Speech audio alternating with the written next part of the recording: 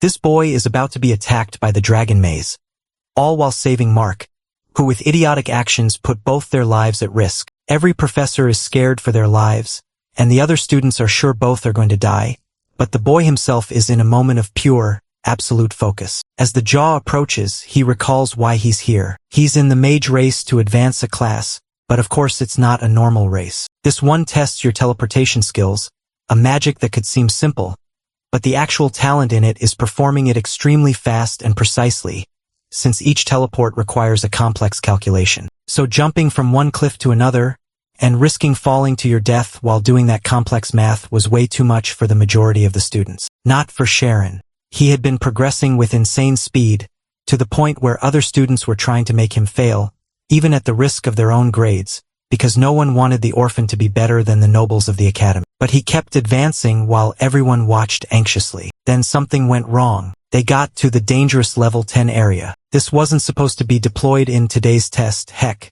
this wasn't even used for students. In this area, hundreds of mazes are thrown in the direction of the mage, increasing the complexity of the magic calculation hundreds of times, and since you're moving at what is basically the speed of light, one small mistake and your body destroys itself against any of the traps. Mark couldn't accept losing to a peasant, so even though the test looked risky, he dove into it to be acknowledged. In the beginning he was confident. Teleporting through the traps felt like a piece of cake. But those tests are brutal, and the complexity keeps increasing to unseen levels, and soon enough he found an uncrossable path, a moment where his calculations weren't able to find a solution. He was about to crash and get completely crushed. When Sharon's hand came in clutch and saved him, everyone in class was confused. How could he not only cross that, but save someone at the same time? He kept advancing and advancing, each teleport faster than the one before. The maze kept shrinking and the available paths became fewer each time. But he didn't hesitate. Using his magic world sense he could calculate the path in less than a tenth of a second, and he kept crossing it, faster and faster, and the director couldn't believe what he was seeing. Did that boy not have a limit? As the traps decreased in size and increased in difficulty, he also decreased the distance of his teleports, which theoretically is harder, because the shorter it is the more calculations you have to do. And even though it should be impossible, he was teleporting so many times in such a short span of time that to those watching it looked like he was moving like a rainbow. And that's when he faced the so-called dragon maze. An impossible maze with hundreds of millions of possibilities, but only one correct answer. The jaw came. The director was scared of that boy dying, and the students couldn't even bring themselves to look. But the boy relaxed. He was alive. So all he had to do was think. A tenth of a second, a hundredth of a second, 6 turning points, 9 teleportations to find the only escape route. He had to go down to a thousandth of a second, because the first route was impossible to pass with Mark. Students looked away, and the director, who was anxious, in the next second dropped his mouth open. 7 blinks and the boy crossed it. Every student ran shouting no way, and boom, he arrived. Exhausted, yeah, but intact. Even the hardest to win girl had to admit he looked way too cool for someone who just joined the academy. Yeah, this boy breaking records, now surrounded by all the students, leaving every professor with their mouth open and the headmaster without words, is someone who recently arrived at this place. So who is he? Well, for that we gotta go back to the echo of a baby howling through a forest at night. In a cabin in the middle of nowhere, surrounded by traps, someone picks up his axe thinking somebody must have snuck in, and a rat like that will pay with their life. He slowly circles the house, and as he hears something moving he dashes with his axe.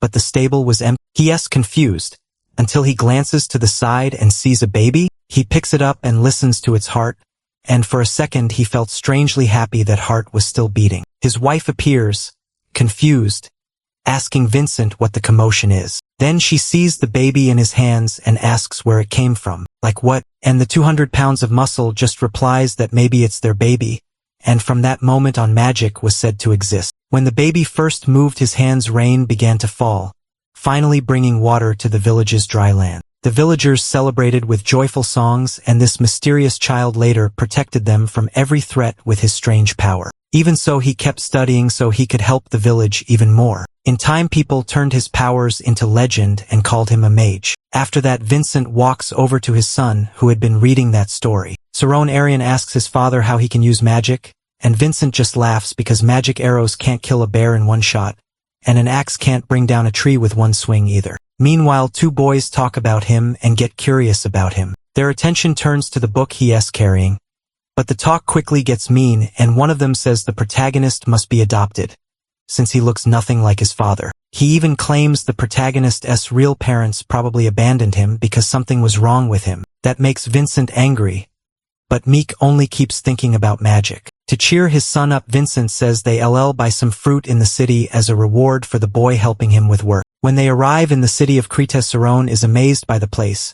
Vincent tells him to stay at his grandfather's shop while he goes to finish his shopping, and once there, Saron starts helping his grandfather work. Still, it doesn't take long for him to get distracted talking about magic. Grandpa Martin has no clue what he is talking about and mistakes magic for manga. He corrects him and points to his magic book. Martin finally gets it, but says he doesn't know much about magic and suggests the protagonist learn more about it at the bookstore next door. MC heads there right away, leaving Martin behind with his book. At the bookstore, the owner notices Saron touching some expensive books and tells him to stay away from that shelf because those books aren't for common people. In the middle of that, a noble comes in and asks the bookseller to bring out the books he ordered. He uses the chance to secretly read them but realizes there's nothing special about them. So after leaving the shop, he decides to follow the noble and see where all those books are going. Then he spots the noble sending the books off, and Saron figures his father must have gotten his own book for free from a place like this. Thinking about his social class,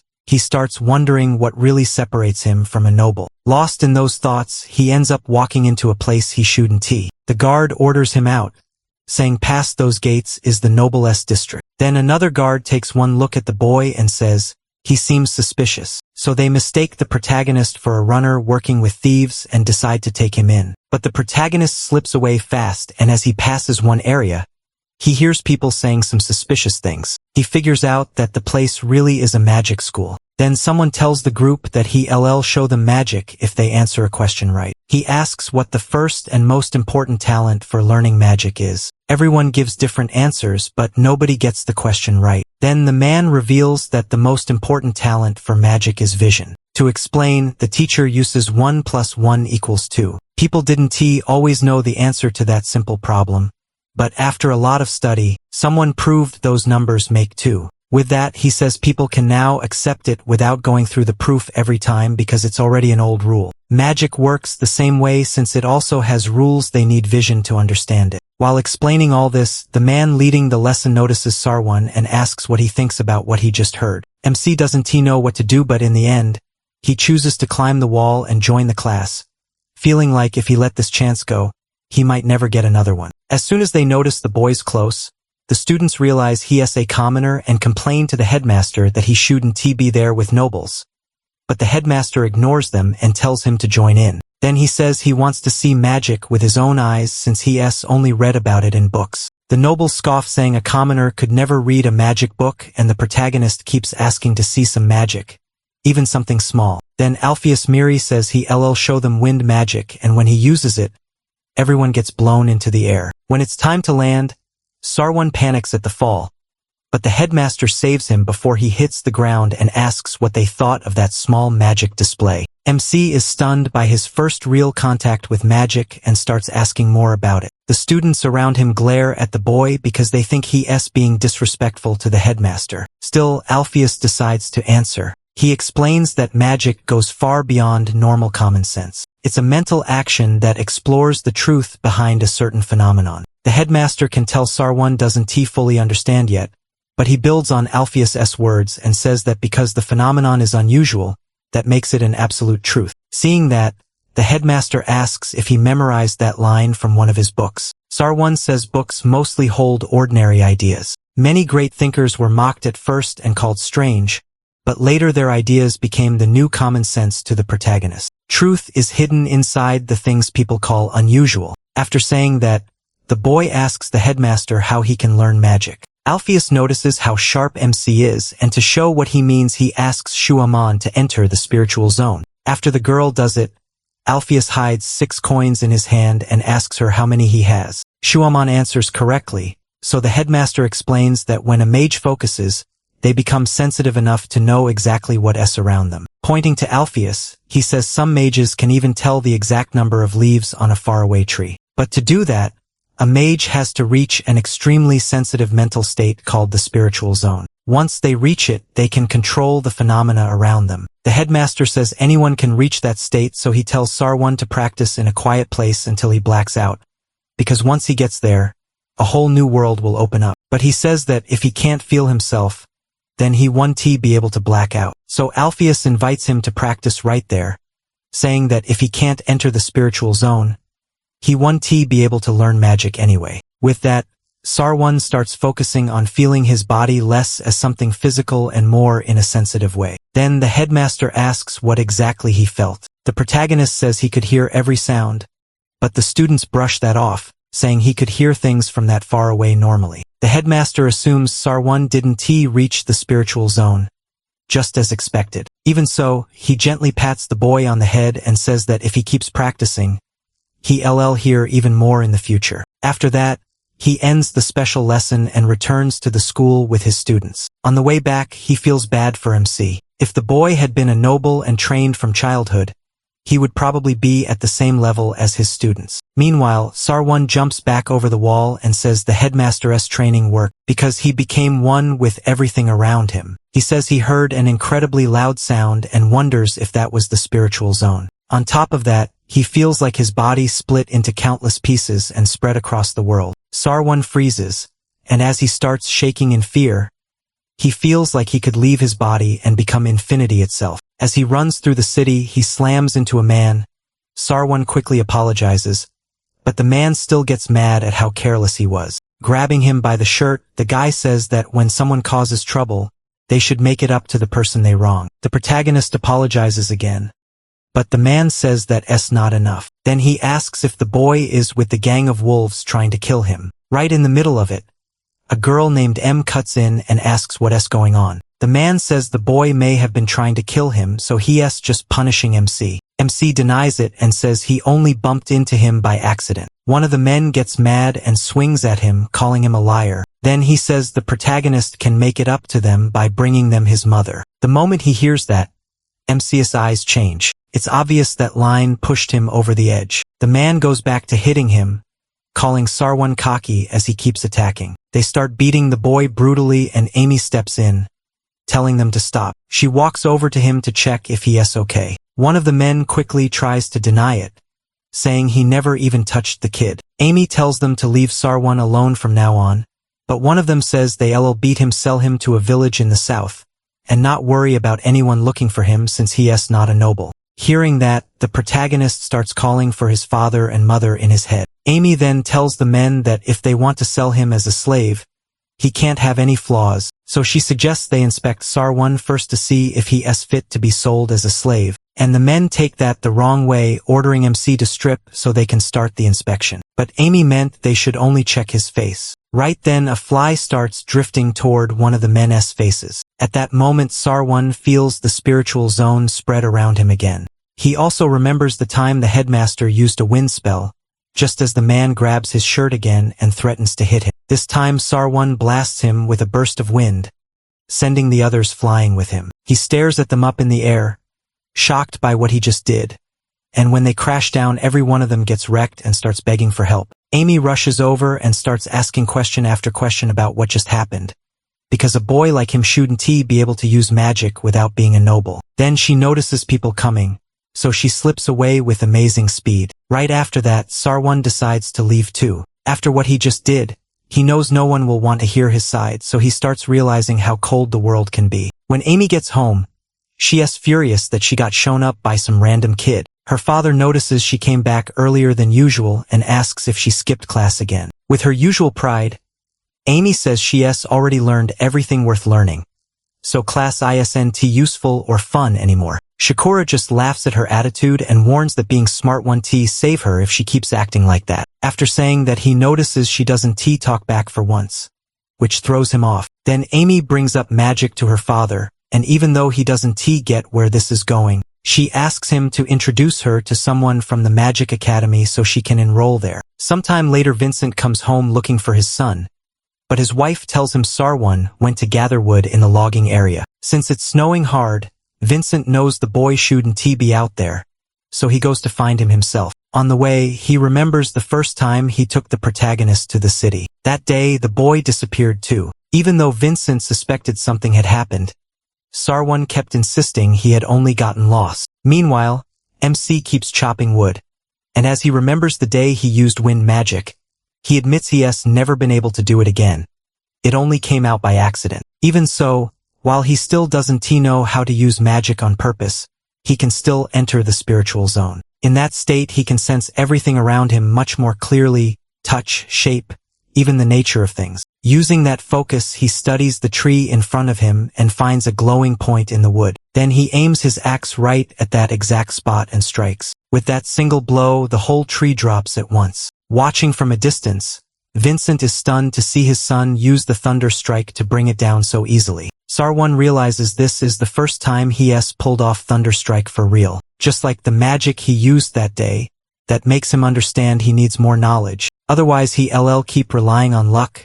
And after that day, 3 years pass. During that time, he keeps training until he can use thunder strike whenever he wants. Then he notices he has already been in the spiritual zone for 5 hours. Sarwan feels like his body has become one with nature, but even after all that time, he still feels there's more out there to experience. He remembers what the academy headmaster told him, that entering the spiritual zone is like stepping into a new world. Now he knows that description was exactly right. It really does feel like a different world. Sarwan gathers his things and heads home. When he gets there, he notices white horses in a carriage outside, so he figures they have a visitor. As soon as he steps inside, his father tells him to greet the guest, who turns out to be the head butler of House Ojin. The man introduces himself as Temurin. He then says he came there specifically to see Sarwan.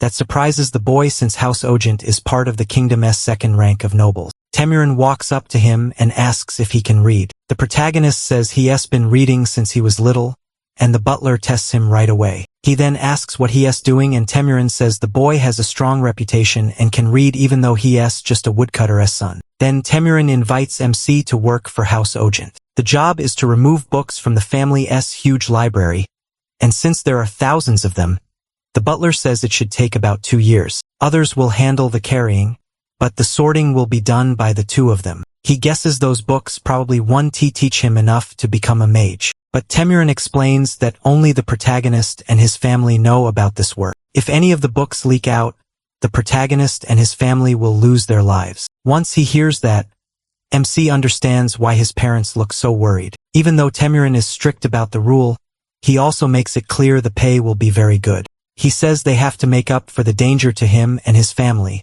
and promises more money than they could ever earn from hunting alone. That offends Vincent, and he says he didn't listen to Temurin just because of the money. He was also thinking about giving Sarwan a chance to reach his dreams. Temurin laughs at that and says the protagonist has no real chance of building a successful future. Then he repeats that Vincent only agreed because of the money, otherwise he wouldn't let his son do this. Vincent fires back that he only accepted because Temurin promised MC could read the magic books. Temurin admits he did say that, but even if the boy can read them, he can't watch him every second. That makes Vincent remember him reading as a small child after his mother taught him a few words on a whim. By age 6, he was already reading books and teaching himself without Olina's help. That's when they realized how smart he was, and both parents started wondering if Sarwan might really be the child of some noble. Vincent blames himself, thinking that if the protagonist had grown up in a noble house, he would have gone to school and had a much better future. But then he snaps back and reminds himself the boy is his son. Vincent says a woodcutter's son is supposed to learn how to work in the mountains. But when MC followed that path, Vincent became afraid. When he first met Temurin, he offered his son to help with the job, since the boy had read since childhood and could be useful. Back in the present though, Vincent says he regrets begging Temurin to give Sarwan this work, because things didn't turn out how he hoped. With that, he orders the butler to leave his house at once. Honestly, Vincent is being a great dad here. As the tension rises, he steps in and says he'll accept the noble's offer. Temurin repeats the warning that if any word about the job gets out, the protagonist will be killed. But the protagonist still insists. He says he never let anything leak, and even if things go wrong, he won't blame Temurin. The noble says he'll come back in a week, giving the boy time to think. Still, Temurin makes one thing clear: if MC enters the mansion, he won't be allowed to leave until the job is done. Then he leaves. After that, Vincent questions his son, asking why he accepted, and says he'll take full responsibility if he wants to refuse the job, but Serwon just smiles and thanks him for giving him this chance. Then Vincent pulls his son into a hug and promises to protect him no matter what. A week passes, and just like he said, Temurin returns with a contract. The protagonist's whole family signs the document, and then the boy is taken to the mansion. On the way, he pictures something in his mind. It's his parents worried about him. Serwon reaches out with his own hand, but he can't reach them. Even so, he reminds himself that this job could be the biggest chance of his life, even if he is surrounded by powerful nobles. Still, he wonders if he can really survive these next 2 years. As they travel, Temurin explains that House Ogent is in the city of Grius, in the kingdom of Tormia. He says the family is known for raising official swordsmen. Their former head was a third-class official knight, and the current one is a fourth-class official knight named Bishop Ogent. On top of that, the Ogent family controls all the forces in the city. Along the way, they pass one of the family's most famous landmarks, a place called the Great Corridor. Serwon is stunned, and Temurin tells him he'll be seeing many more overwhelming things from now on. Soon, they arrive at the office where MC will be staying. Once inside, Temurin tells him to keep following because he still needs to explain the job. When they reach the next room, Serwon is shocked.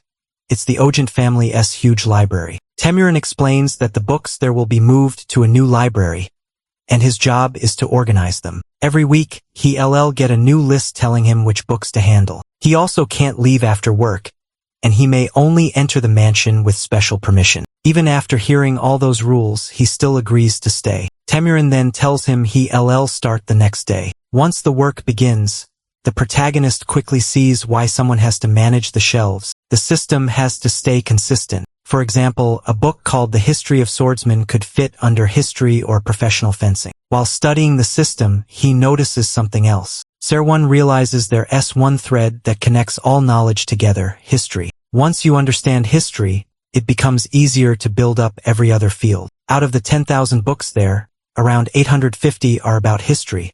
So MC decides he'll read every one of them during his 2 years in the mansion. Then he hears a noise and quickly acts casual. He says he would need official permission to read the books, and Temurin finds him working late again. That makes Temurin suspicious, so he warns him not to ruin his special position so soon. If he breaks the rules, he'll be the one held responsible. He answers that he won't do anything wrong. Then the noble stops right in front of him, and the protagonist immediately thinks Temurin has figured out that he has been reading, but instead, Temurin just warns him to take better care of his uniform. The head of the family and the young masters use the library, and as an Ajin servant, MC must not embarrass them. He also tells the boy to fix his hair. Serwon relaxes when he realizes that those were the only problems. Later that night, he returns to the library to study and realizes learning all the local history won't be easy.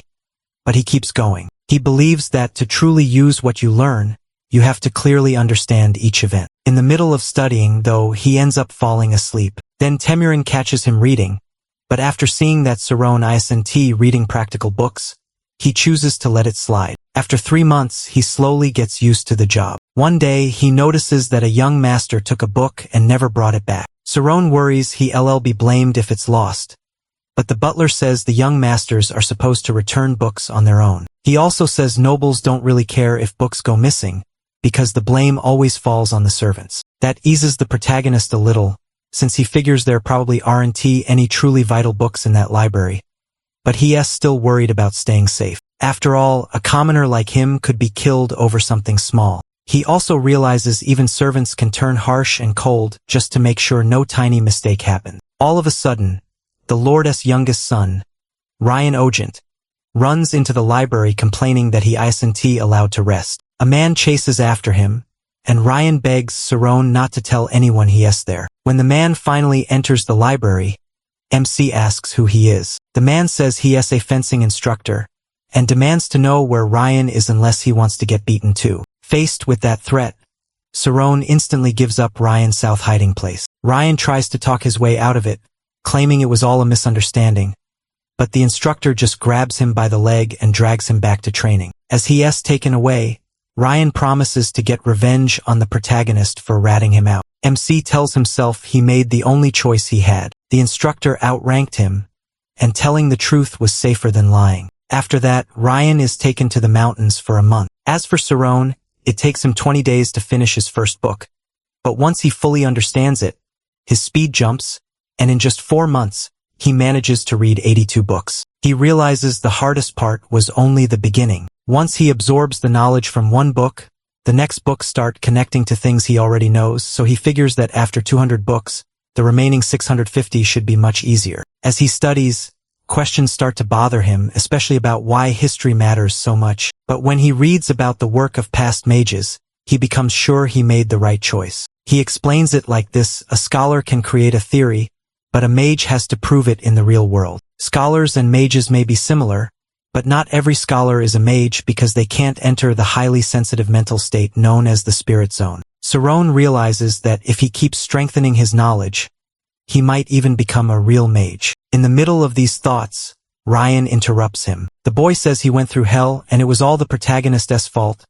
MC barely reacts and simply asks if Ryan really came all this way because of what happened that day. Ryan says yes. During training, his master made him climb a mountain over and over.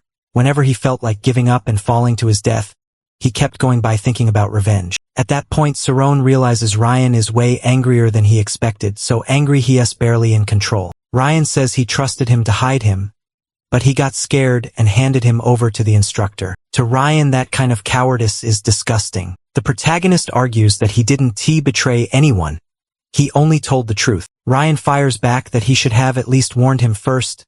MC quickly understands that logic won't work on a noble, so he just asks what Ryan wants from him now. Ryan notices that even though Saron is still new in the household, he stays strangely calm. That only makes Ryan think he is looking down on him, so to settle it, he tells the protagonist to follow him. Soon, they arrive at the training grounds, and MC assumes Ryan wants to beat him until he feels better. He decides to accept it since getting hit is still better than getting killed. But instead, Ryan hands him a wooden sword and challenges him to a duel. He says he is not a coward like the protagonist, and since the protagonist underestimated a future swordsman, he'll have to take his punishment from Ryan's blade. MC asks why Ryan keeps calling him a coward. Ryan says that as a servant of House Ogent, MC should protect the family, but instead he turned Ryan over to the instructor because he was scared of getting hit. Then Ryan tells him to come at him first, and generously gives him 3 opening attacks.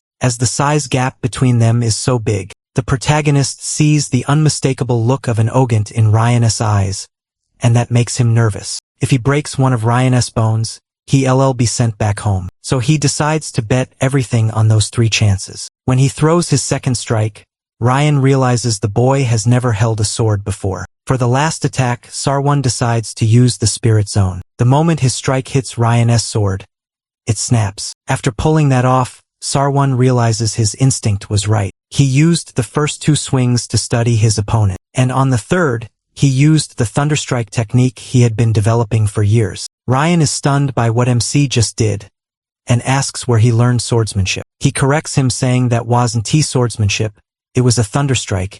Hearing that only confuses Ryan more. The protagonist explains that he used to go to the mountains with his father to cut wood. Since he didn't have the strength to chop trees the normal way, he had to improve his technique to make up for his weaker body. Ryan can't believe it. To him, there's no way Sarwan learned that move just by cutting trees. He's trained in fencing for over 15 years, so he's sure that kind of skill doesn't come from simple woodcutting alone. That makes him think of his brother, Rai. He remembers the day Rai learned the Ajin family's secret technique, and after Rai's skill surpassed his older brothers, their father admitted he had nothing left to teach him. After that, he decides to prepare a dinner to celebrate Rai's victory. Meanwhile, Ryan watches it all from the ground, still defeated, and grows bitter because no matter how hard he tries, he can never beat his brother. Back in the present, Ryan is still furious and says he can't let this insult stand. Sarwan tries to calm Ryan down, but Ryan snaps at him to shut up. He tells him to keep his mouth closed.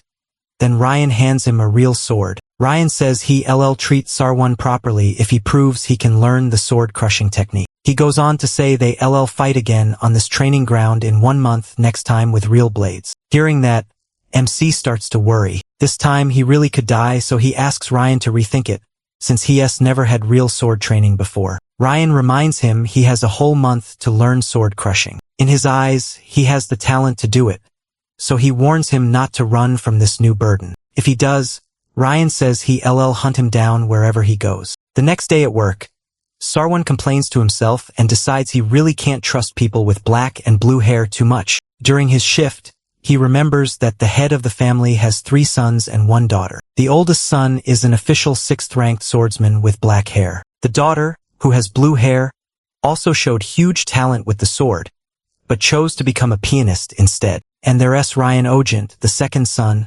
often praised as a genius by everyone around him, and he also has black hair. And finally there's Ryan, the least talented child in the family. Even with a dedicated teacher, he never improved much. After thinking about all that, Sarwan realizes he probably should have let Ryan win. The boy's pride is deeply hurt after spending his whole life being compared to his brother. That makes the protagonist start thinking about how not to die, because if he does, his parents will suffer too. So he pushes the whole thing aside and focuses on studying magic again. If he can learn some kind of defensive spell, he might at least survive the sword fight. Meanwhile, Ryan keeps up his daily runs. His master notices he somehow beat his own record, but Ryan brushes the training off, saying it's useless. That only annoys his master even more. Ryan says he's still standing after all that, so he wants something harder. Seeing this, the master becomes sure something happened to make Ryan this disciplined. Ryan avoids the question and says everything is fine. His master doesn't buy it,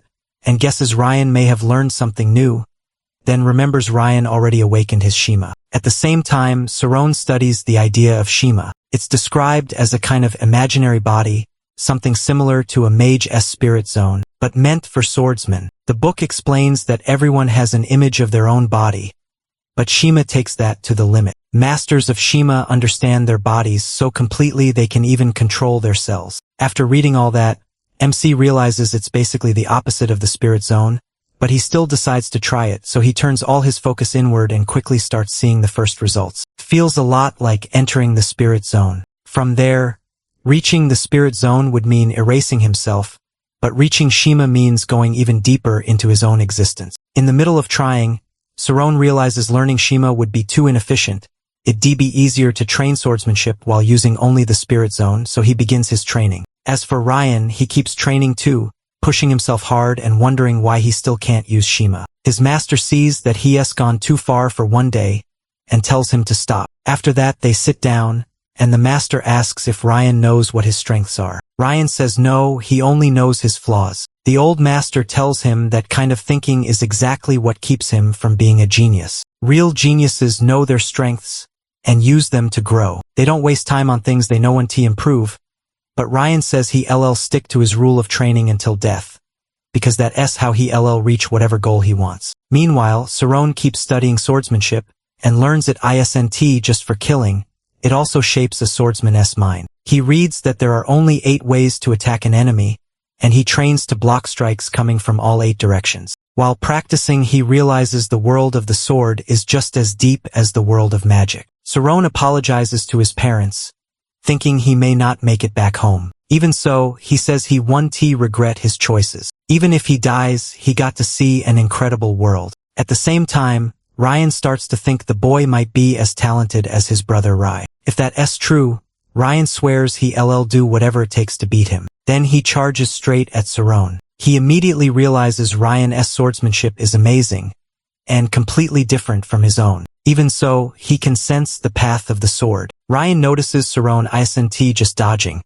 He is staring right at the blade without showing any fear. The protagonist says he can get rid of his fear of death, but he understands that fear is aimed at the future, and the future is just an illusion of something that doesn't exist yet. With that in mind, he explains that if people didn't think about the future results of their actions, anyone could jump off a cliff. Ryan starts to think MC may have learned to suppress all his emotions, but Ryan says he isn't afraid of dying either. They clash again, and Saron quickly blocks Ryan's attacks, but then the blows start getting heavier. As soon as Ryan's speed is now beyond what his synesthesia can track, Ryan prepares another strike, and the protagonist feels cornered. He is about to lose the fight, and when Ryan sees him like that, he catches the fear in MC's eyes. That makes him feel stronger, and he boasts that this is the famed swordsmanship of the Ojent family. MC can't possibly endure it. Ryan is putting all his strength into every blow, and he vows to crush him once and for all. In the middle of the duel,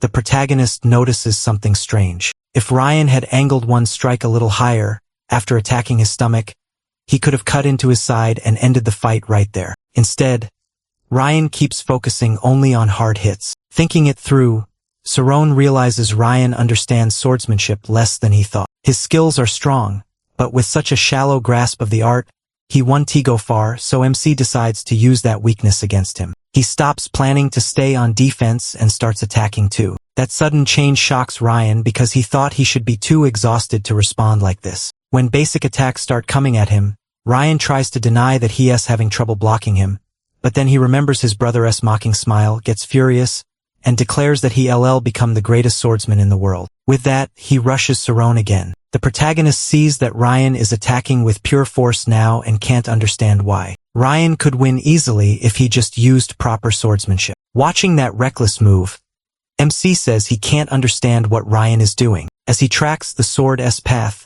he realizes he can't fully read it. There are too many variables. Ryan comes in fast, but in that instant, Saron catches something, and when the swords collide, one blade goes flying. He is still holding his sword, and Ryan can only wonder if that's even possible. At the very last moment, the protagonist changed his stance and struck upward, knocking Ryan's sword away. Stunned, Ryan asks what Saron even is. MC never expected to beat him like this, but now he's more curious about what happens next. Even if it was just a duel, Ryan is still a noble, and he has wounded his pride again. There's no telling what Ryan might do now, but instead of exploding, Ryan accepts his defeat and says Saron can kill him if he wants, since he won the duel. The protagonist gets seriously mad. He says that if he killed Ryan, he'd be killed right after. So a statement like that is ridiculous and makes no sense. Ryan answers that they were fighting with their lives on the line, so the loser should die. MC makes it clear that only Ryan was gambling with his life. MC was just trying to survive, so he says the whole duel was pointless from the start. Then he remembers the time he told the master where Ryan was hiding,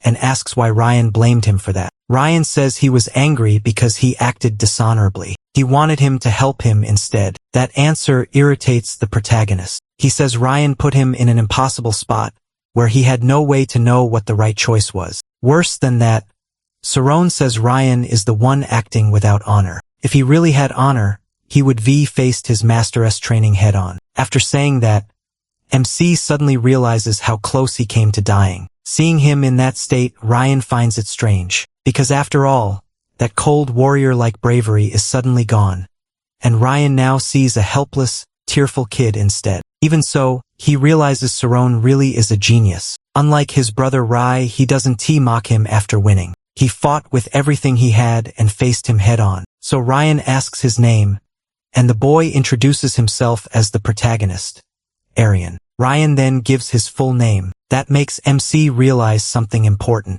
Nobles don't share their full names with just anyone. Ryan holds out his hand to him. Then he asks if they can be friends from now on. After a full year of work, Saron gets praised for how well he is doing. As for the 850 history books he planned to read, he only has 200 left. Since he is finishing about 3 books a day, the protagonist feels like he's finally getting close to the foundation of knowledge he always wanted. On top of that, he has also been training in swordsmanship. Through that training, MC slowly starts to understand the true nature of fear. Because of that, he improves how long he can keep his spirit zone active. Looking at everything he has learned so far, he feels sure that one day he'll reach his real goal. Even if the beginning is moving slowly, still, the best thing he gained on this journey was a friend. That friend is Ryan, who is shocked by how many books are in the library. Saron explains that the patriarch and the second young master come here often, so the library naturally has a huge collection. Hearing that,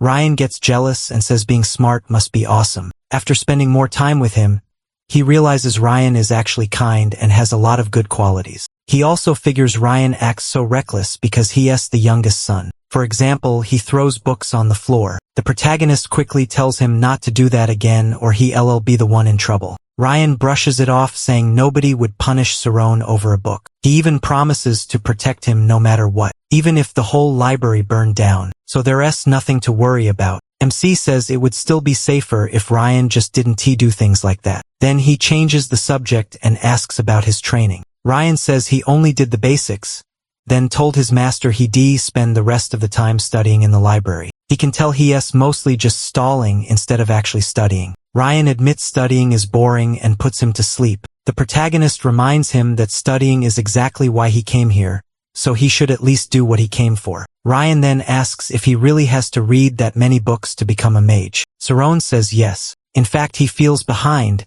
since he had no access to books before he started working for the family. But now he has already read a huge number of history books, and he has learned a lot because of it. Ryan is amazed by how fast MC reads.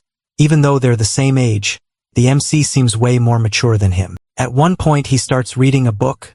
The author is trying to figure out who would win in a fight between a mage and a swordsman. While Saron reads, Ryan cuts in complaining that the book is boring. That immediately annoys the protagonist. He was actually enjoying it. Ryan argues that a book with no pictures and no swordsmanship can't be fun, but MC tells him he should read it before judging it. Then he keeps going. Just then, Ryan walks over and says the swordsman would obviously win that matchup. Ryan asks his brother how he can be so sure. He gets nervous.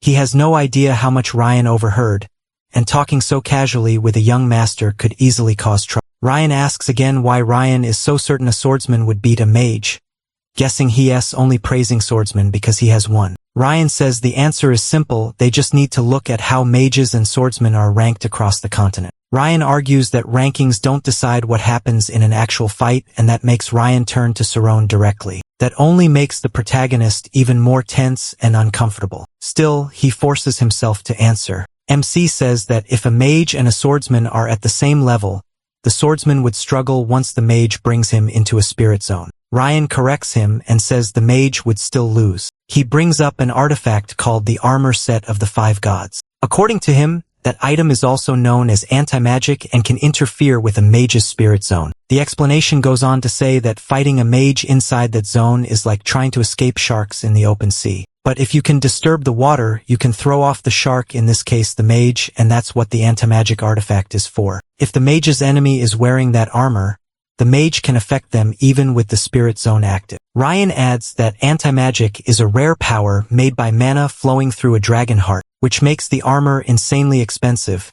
Each piece costs as much as an entire kingdom's yearly budget. Hearing that, Ryan says mages are still stronger, since almost nobody could ever afford armor like that. Ryan pushes back, pointing out that mages themselves are the ones who make anti-magic. There's huge demand for it, and selling it makes them a fortune. So Ryan argues that swordsmen are actually stronger because mages are willing to sell their own kind's weakness just for money. Siren answers that this is the true nature of a mage. Mages created anti-magic themselves to limit the use of magic in places where magic is banned. It's also used in magic academies as a training tool. So even if it can be turned against mages, they still value it as a product of their own intelligence. With that, Siren says you can call swordsmen stronger based on that one point alone. Ryan quietly starts laughing at his brother's expression. Ryan answers that reality and ideals are different for every group, and in his view, mages still can't beat swordsmen in a real fight. After Ryan leaves, Ryan gets excited and tells him he's never seen his brother make a face like that before. 6 months after that, Siren is about to finish his work for the Ogent family. One of the workers tells Tamiorn that the protagonist is so good in the library that they should find a way to keep him at the mansion longer. Tamiorn shuts that down right away and tells him to stop talking nonsense. As for MC, he just keeps working until Ryan comes over and congratulates him for finishing his job as skillfully as always. Then Siren asks if he can visit Ryan's home before leaving. That makes Ryan emotional, since he has been hiding their friendship for a long time. The protagonist realizes they've only ever met in the library, so he gets curious about the place where his friend lives. Soon they arrive at Ryan's house. Ryan tells him not to worry, because the rest of the family won't be back until later. When they reach Ryan's room, Siren notices how small it is. At the end of the hall, it feels more like a training room than a bedroom. They sit down to play cards, and after losing over and over, Ryan blames MC, saying he must be cheating with his spirit zone. Siren assures him he's doing nothing unfair. He's just noticed a few habits Ryan always falls into, which makes him easy to beat. Once you understand how your opponent thinks, you can predict their moves and play much more accurately. Ryan starts looking at the game more carefully, and he reveals that using this method helped him access his spirit zone much more easily. While they talk, Ryan falls asleep. Then the protagonist hears a piano. He quickly guesses it must be Reina Odin, since she's the only one in the family who can play. When he goes to listen, she asks what he thought of her sonata. Siren realizes she already knows he's there, so he tells her she plays beautifully. Ryan notes that this is the first time the two have met, and MC explains he was hired by the Odin family to organize the library. She recognizes him as the boy everyone has been talking about, and during their conversation, she asks if he's ever played piano before. He says no, and he's nervous about talking with her any longer, since Ryan once told him she has the worst personality in the mansion. But Reina offers to teach him and asks him to sit beside her. That makes him even more nervous. When he hesitates, she tells him it's fine. No one will punish him if she gave permission. So Ryan can tell she's not gonna let this go, and he's not really in a position to refuse. Besides, he wonders when he'll ever get another chance to sit at a piano. So she starts teaching him the notes. She also explains the symbols on the sheet music, then asks him to press 3 notes at once. He does it, and the sound amazes him. Reina encourages him to keep going, and Sarwan, getting a little bold, asks if he can try playing on his own. She agrees, but then she starts wondering if he knows more chords than what she taught him. He starts to play. Every note is off, completely wrong, yet he never hesitates. Reina wonders if she should stop him. Still, something feels strange. He's playing in the worst way possible, but it somehow still sounds right. It's like he's copying the feeling of the music he heard earlier. With how focused he is, he slips into the spiritual zone, and from there, his playing keeps getting better. Reina is shocked. She can't really call it a proper performance, but he clearly understands the basics of chords. She starts wondering why a kid this talented and this handsome is working as a butler. Meanwhile, Sarwan snaps out of it and gets embarrassed for getting carried away. Then someone bursts in, yelling for her to keep it down, and both of them jump. Rain storms in, asking why she has to be so loud if she's home, and then freezes when he sees the protagonist there. His sister asks if they already know each other, and Sarwan immediately gets nervous that their friendship is about to be exposed. But Reina casually says MC is his friend, and he blurts out, asking what he's saying. Reina tells him not to worry. He says this, which may have an awful personality, but she doesn't care about stuff like that. The protagonist can't make sense of that at all, and as he questions it, Reina finally learns his name. She tells him not to worry if Reina says they're friends. That's enough for her. She adds that he may be a little pathetic, but he takes responsibility for what he says. Then she asks what he was thinking about while playing, since she's curious. Rain is stunned to find out Sarwan was the one playing. He thought his sister had just gone crazy. In MC's mind, 16 years of logic start falling apart. He can't understand how she could be fine with a commoner being friends with her brother, and he asks Reina why he lied about her. His sister seems like a great person. Reina warns him not to be fooled.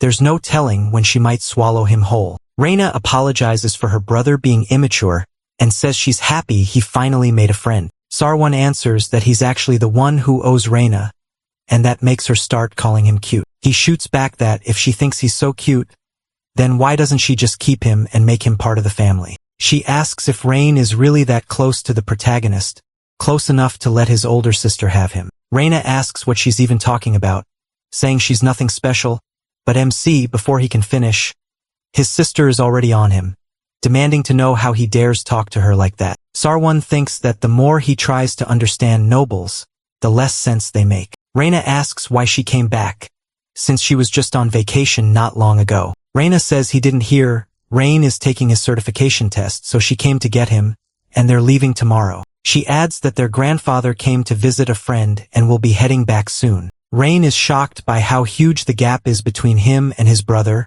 and then the narration explains the certification test. A certification license is given to mages and swordsmen, recognized not just by the kingdom but across the whole continent. Thousands take the test every year, but fewer than 30 pass. There's also a non-certified license, which you can get by graduating from a special kingdom-approved school like Alpheus Magic Academy. That makes you a rank 10 non-certified mage, and then you can raise your rank by earning achievement points through associations or guilds. But wherever money and honor exist, crowds gather. Even with non-certified licenses, people still desperately want the official test. That's what Rai is taking at only 18. Rai says people really are different. Rai gets full support from the family. Reina brushes that off and says it's fine. Then she says she'll go prepare dinner, since the ingredients are shellfish from the royal palace, so she has to cook them herself. Before leaving, she tells Sarwan it was nice meeting him and says they'll see each other again. He says goodbye,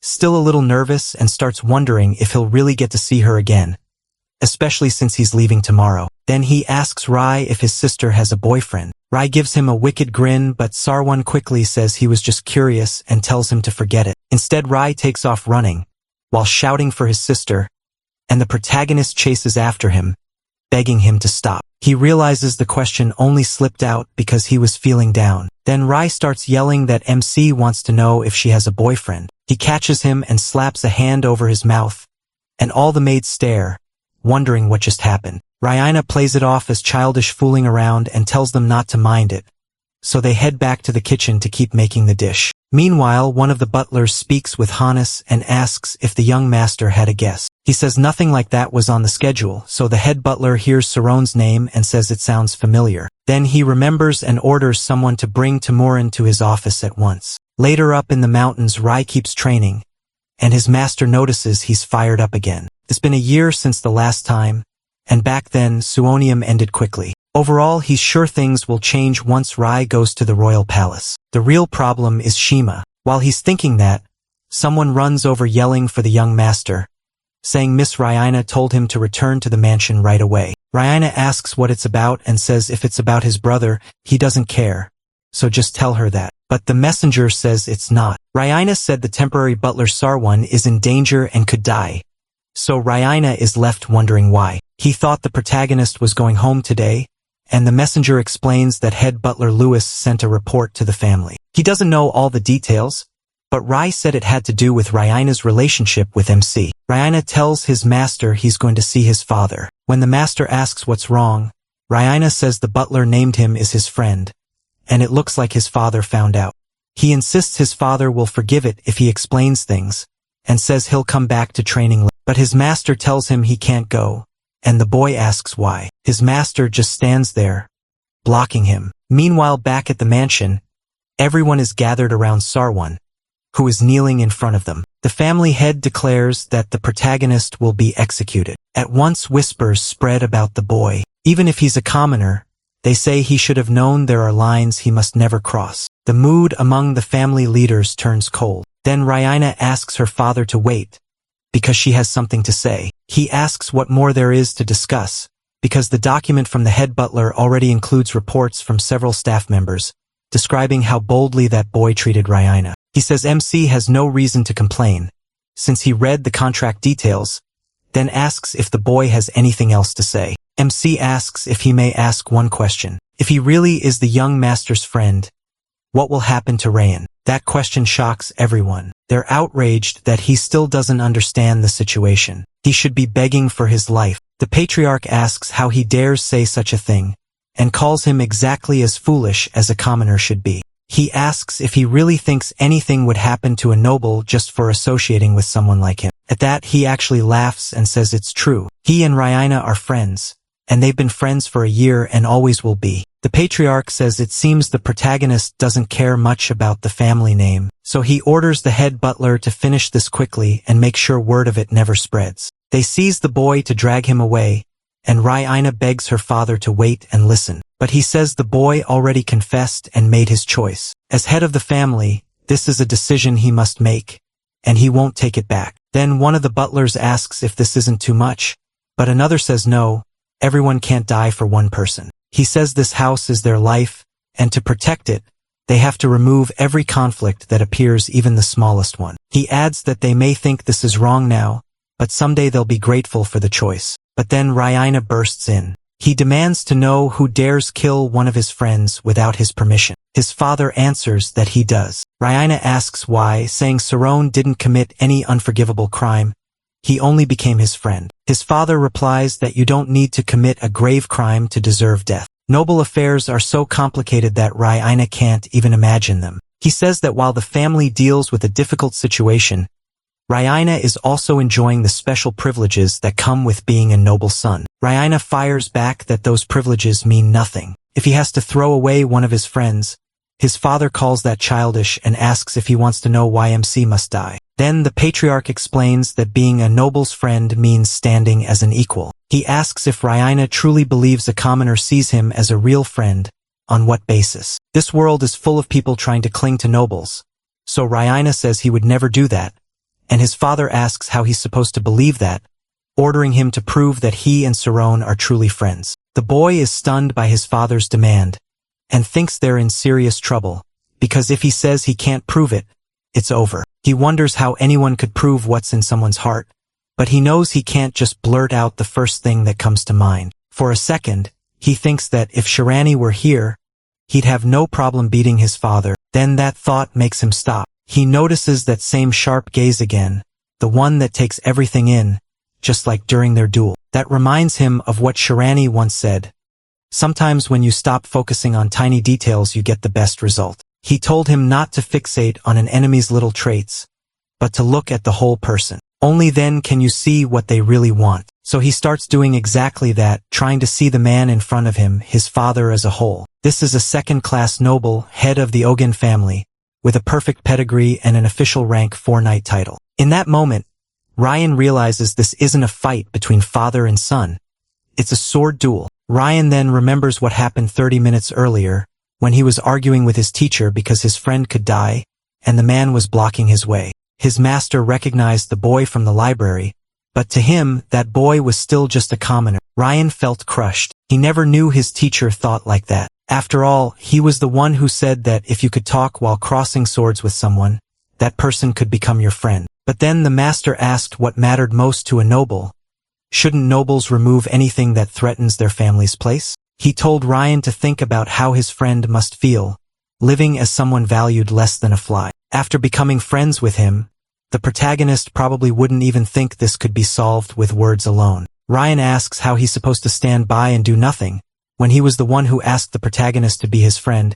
He says he doesn't want to be a coward. His master sees that the boy is determined, honest, innocent, and passionate, but says that's still not enough to become a great swordsman. Even so, he tells Ryan he has high hopes for him and will be cheering for his future. Then he tells the boy to take the sword in his hand. He says Ryan can bring that sword home with him, but if he's not ready for what that means, he shouldn't take even one more step. Ryan stares back and says he'll never forget this favor. His master tells him to remember this too.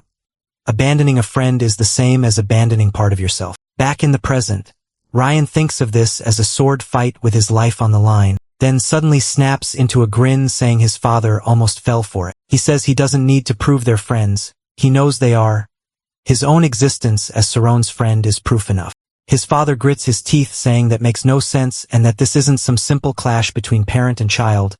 Even now he says, the honor of countless nobles is being dragged through the dirt, and if ruining one life can stop the family from falling, he'd even execute his own daughter. Ryan answers that if leaving the family is what it takes to protect his friend, then he'll do it gladly. His father tells him to raise his sword. If that boy is really his friend, then he has to risk his life right there. Ryan actually draws his blade. The patriarch asks if he's really pointing a sword at his own father, but Ryan says the sword isn't aimed at him.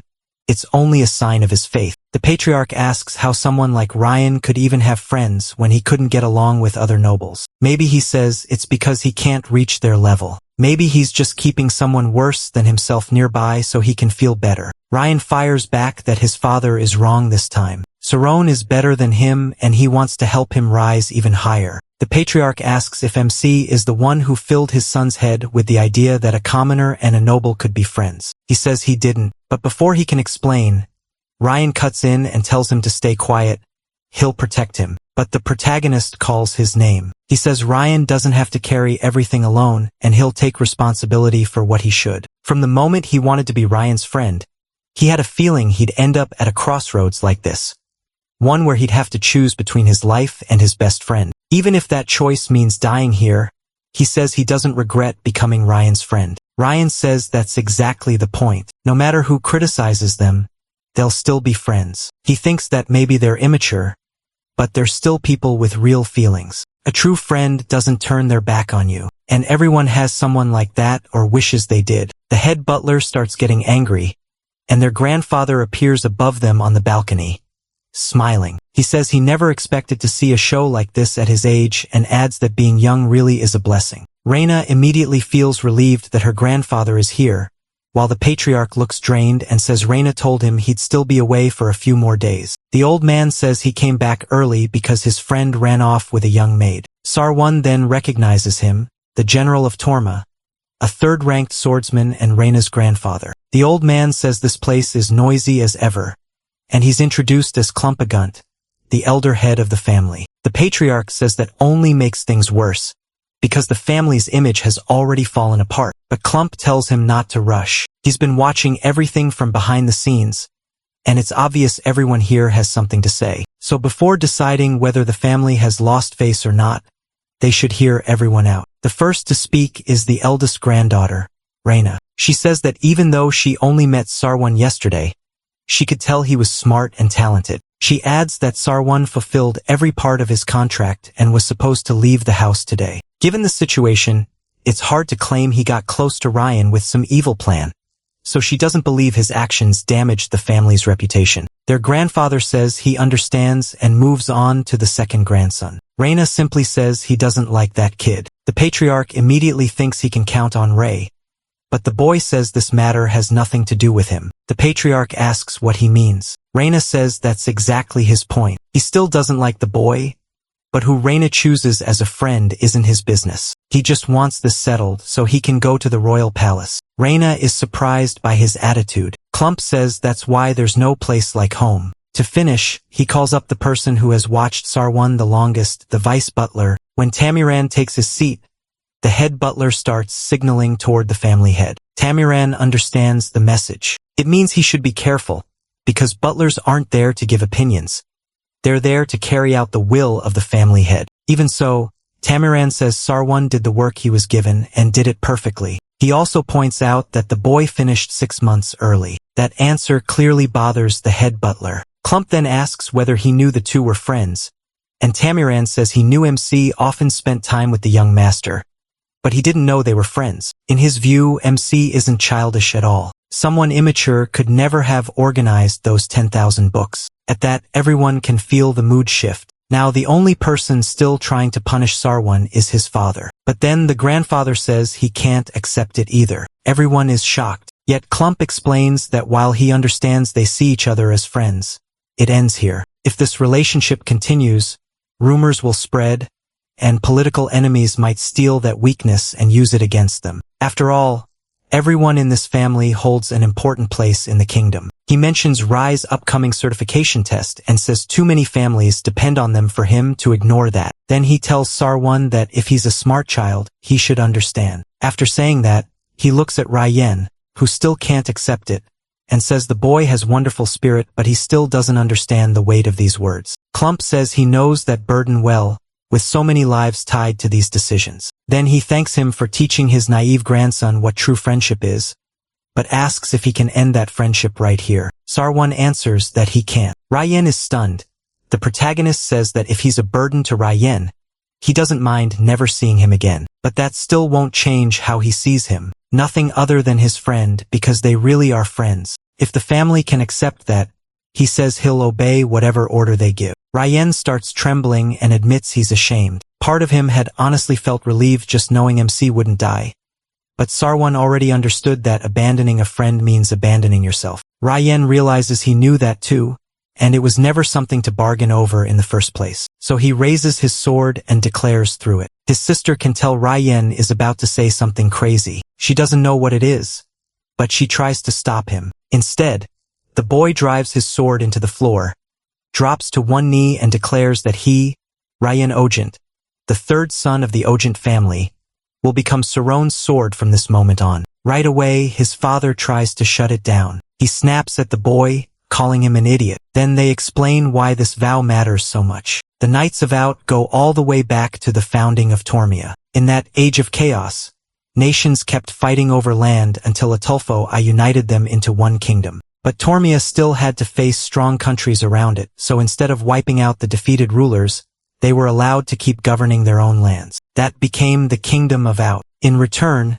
they swore to be the one sword their master could trust, and they were given noble status. That oath became the root of Out's nobility itself, so going against it would be an insult beyond measure. With that done, Ryan happily asks what everyone thinks, because now there's no taking it back. Everyone is left stunned by how reckless he is, including him. Even Ryan notices he may have gone a little too far this time. The protagonist can only ask what the hell Ryan thinks he's doing, and his grandfather calls to him and says that if Ryan truly means he will become MC's sword, that proves the child sees real worth in him. He tells his grandson to answer. He asks Ryan if Saron really shines that brightly or if he only looks that way because Ryan can't shine on his own. Ryan just smiles and says a sword doesn't judge, it only protects. That makes the old man laugh. He says this immature brat really would go this far just to reach his goal. Then he adds that Ryan talks well enough, but with sword skills that's sloppy.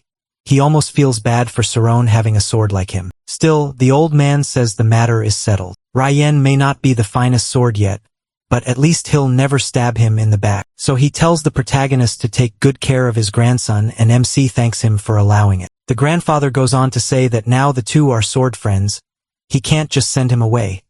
He orders the vice butler to use the transport prepared for him and bring his parents here. The others can only wonder if this is really happening. With nobles, it's never easy to tell what they're thinking. Right after that, Ryan says he feels lighter. He asks if the protagonist saw his family's faces, but the protagonist says he really didn't have to go that far. Still, the boy says he didn't do it just because they're friends. He explains that unlike his older brother, MC has a power that pulls people in, and Ryan chose to bet his life on one person. Saron asks why he's saying stuff like that again, because now he feels a huge weight on his shoulders. He tells Ryan that if he wants to protect him, he'd better train a lot harder.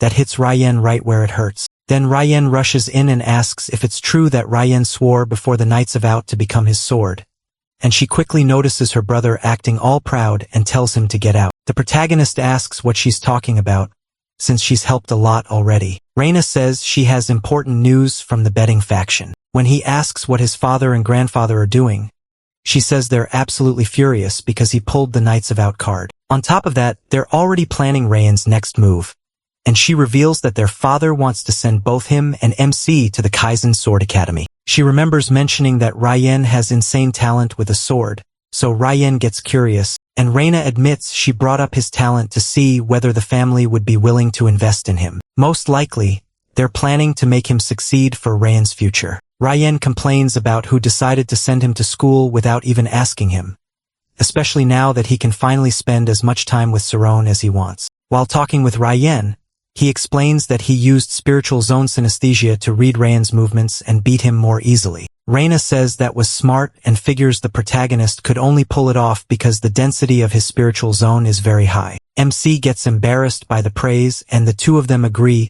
he's never getting a girlfriend if he keeps acting like this. After that, Reina explains that the more focused someone is, the more solid their spiritual zone becomes, and it's impressive that he kept that level of focus while holding a sword. Then they go right back to teasing him. When she turns serious again, Reina says she'll tell her grandfather about his future plans, which would include sending Ryan to sword school too. Hearing that, he asks what will happen to Ryan's teacher. Reina explains that Teacher Kite's contract with Ryan already ended the day before, and he'll come say goodbye the next morning. In the middle of their talk, a servant arrives to say the protagonist's family is waiting for him in the reception room, and the protagonist jumps with joy. On the way there, one of the butlers accidentally calls him young master. Another servant quickly warns him to be careful, since addressing a noble the wrong way could cost him his head. But Saron assures them he won't tell anyone what happened. Then they continue to the reception room, where he finally sees his parents again after so long. When he notices how worn out they look, Saron realizes they probably spent all that time unable to sleep, wondering whether he'd come back alive or dead. Even so, his mother gently tells him they at least didn't go hungry. As for Vincent, he asks why MC called them there at all, since the job was finished and he could have just come home. MC explains that he was offered an amazing chance by the Ajin family. Hearing that, Vincent asks if some noble made a knight's vow with him or became his friend. He confirms that his father guessed right. Even then, Vincent is still suspicious and thinks someone may be filling his son's head with false promises. In the middle of that talk, the head of the Ajin family arrives and introduces himself as Bishop Ajin. Ryan introduces himself as the protagonist's sword, and Reina says she's heard a lot about the protagonist's parents from the protagonist himself. Once it becomes clear Saron hasn't explained anything to his parents yet, the nobles decide to bring them to a banquet. During the meeting, Vincent makes it clear he doesn't really understand this knight's oath, but he finds it hard to believe nobles would show this much kindness to the son of a simple woodcutter. So he chooses to clear things up and tells them he's still having trouble believing they made an agreement with his son. Then Bishop says it is a bit unpleasant in some ways, but he's doing it to protect Reina's pride. Because of that, they will support Saron on his new path. Getting straight to the point, Bishop tells Vincent that MC can already use the spiritual zone. That's a skill people rarely gain through hard work alone. It also takes real talent. Bishop adds that he wants to become a mage, and to help him get an unofficial mage license as fast as possible, he has decided to send him to Alpheus Magic Academy, one of the 5 most respected magic schools in the kingdom. He says school isn't strictly required to become a mage, but without that background Saron could be looked down on as someone without status. That's why Bishop recommends academy training, and Alpheus is his choice because it matches the Ojent family's standards. Finally, he promises that if the protagonist graduates from the academy, he truly will become a mage. That leaves Vincent deeply moved, seeing his son so close to the dream he's always wanted. But Bishop says there's still one problem left: MC's identity. Magic academies are exclusive and only take nobles, so Ojent explains that he would have to become someone's adopted son. That's the only way he can enter the academy. The noble makes it clear this would only exist on paper. He has no intention of stealing their son. Even so, Vincent realizes chances like this are rare, but if he accepts, it would feel like handing his son over to a stranger. He looks at Saron and wonders what choice the boy will make. Then the protagonist rejects the idea without hesitation, and says Vincent will always be his father. Reina tries to explain again that this would only make them father and son on paper, and his real parents would still be his parents. The noble joins in and says MC is being offered the privilege of becoming a noble, something not everyone gets, but he makes it clear he'd rather live as a commoner than trade away his parents. He even says he's willing to give up both the academy and his dream of becoming a mage. The noble can't understand him, and says that to succeed people have to give some things up. Since Saron can't do that, the noble starts to think his dream must not mean that much. The protagonist answers that maybe the dream itself doesn't matter as much. What does matter is that he only got this far because his parents stood by him. To leave them behind would be like drying out and dying, because they are his roots. But then Vincent suddenly goes against Saron and asks the noble to accept the boy as his son. The noble says he still needs MC's consent to adopt him, but Vincent reveals that Saron isn't his biological son either. Then he explains that he believes the boy was born into a noble family. So if he becomes a noble's adopted son, he'd finally be in the place he belongs. Bishop can see he looks different from his parents, but to him that still isn't enough to deny he's their son. Saron immediately calls his father out for that. Vincent says he had to tell the protagonist the truth someday, but MC says that even though he never asked about it, he always knew he was adopted. He never brought it up because he wanted to believe they were his only parents. Vincent admits he was scared he might give up on his dream because of him. Saron assures him that if he keeps trying, another chance will come. He also says he couldn't handle being abandoned by his parents a second time. Then Vincent hugs him and asks the protagonist to forgive what he's about to do. Seeing that, everyone gets emotional. Bishop then says Alpheus Magic Academy is taking special admissions, and he'll ask his father what can be done. But the noble shuts that down, saying it'll be impossible to persuade Alpheus. Bishop reminds him that Alpheus still owes him a favor. For the next 3 days, Saron stayed at the Ajin house with his family, thanks to the family head's kindness. Vincent kept feeling guilty for almost giving his son to someone else, while MC worried about how long it would take his father to move past it. After those 3 days, he notices Ryan crying hard. Ryan explains that once he gets on the carriage in front of him, he'll be heading to the Swordsmanship Academy, so this is goodbye for now. Saron promises to send him letters every day, and says they can also meet again during breaks. Ryan then puts a hand on his shoulder and tells him to become a mage, no matter what. In return, he'll become the strongest knight, the sword that protects the protagonist. Seeing that, Ryan smacks her brother and says he should worry about graduating first. As for MC, she tells him to spend some time with his family, since her grandfather will soon find a way to get him into the academy too. He thanks them for all their help.